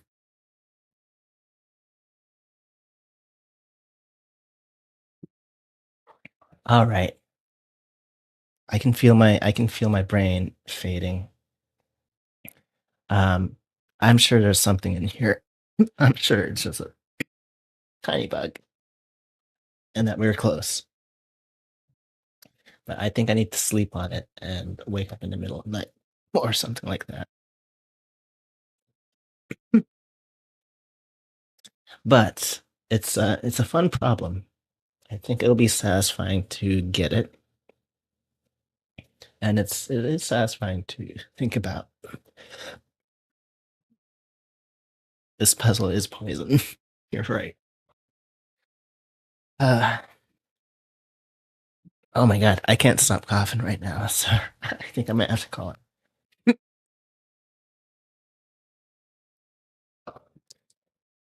But thanks everyone for coming by. I really appreciate sticking around for me trying to solve this one here, and we'll sleep on it. I'll probably do this for warm up tomorrow night. I'll start at like 11, an hour before adding the code.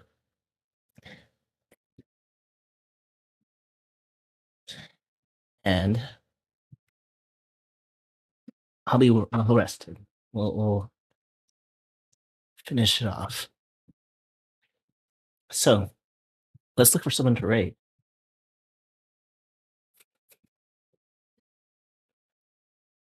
Oh yeah, I'm gonna let the YOLO run all night. See where it goes. Uh, so Twitch admin,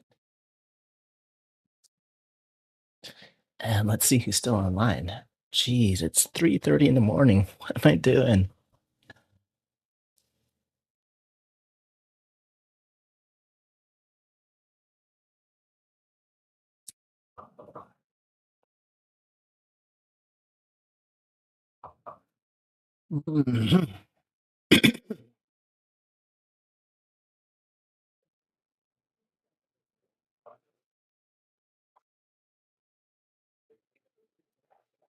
And if any of you figure out how your solutions worked, I'd be curious to hear about that.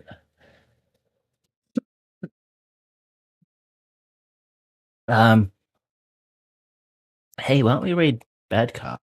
Bad Cop stopped by earlier today. I don't think we've rated her this year yet.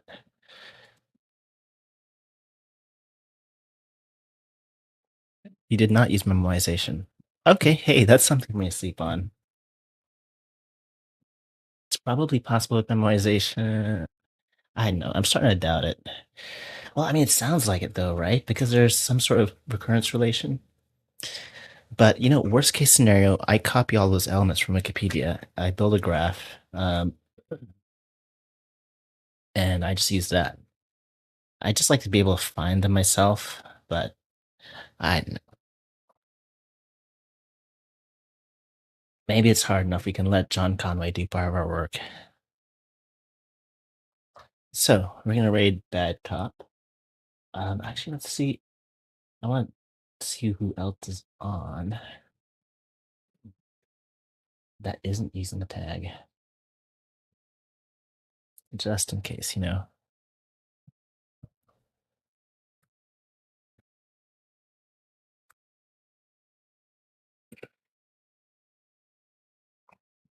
He used an iterative approach with lots of memory. Believable.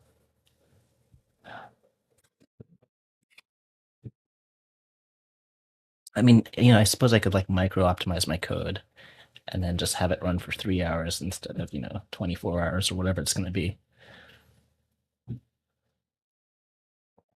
Yeah, yeah, that's definitely a problem where it'll be fun to look up other solutions and see how other people did it.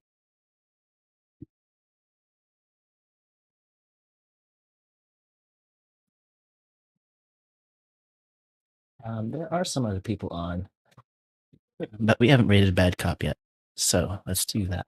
It's Bad Cop underscore.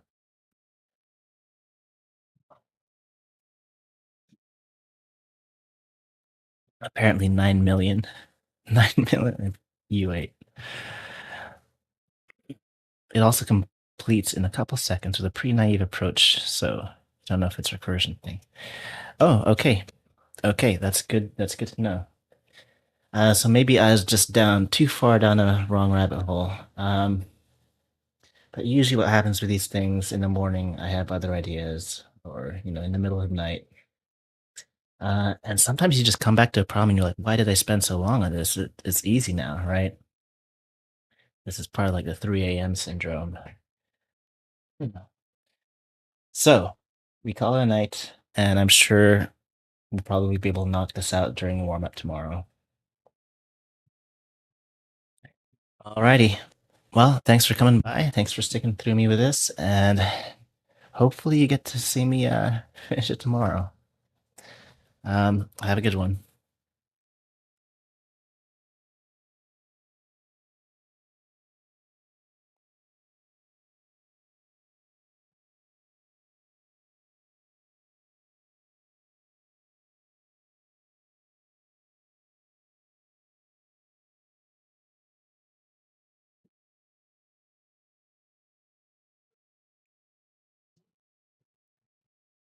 Alrighty.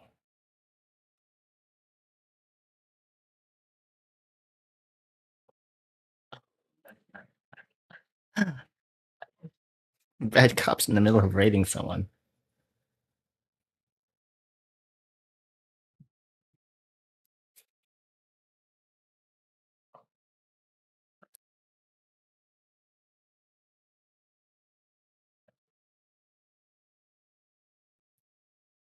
Okay.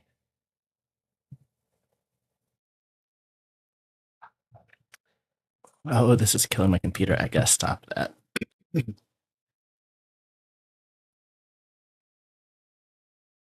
And I'm trying to stop the stream. I don't know if I'm still showing up somewhere, YouTube, Twitch, but I'm trying to end it.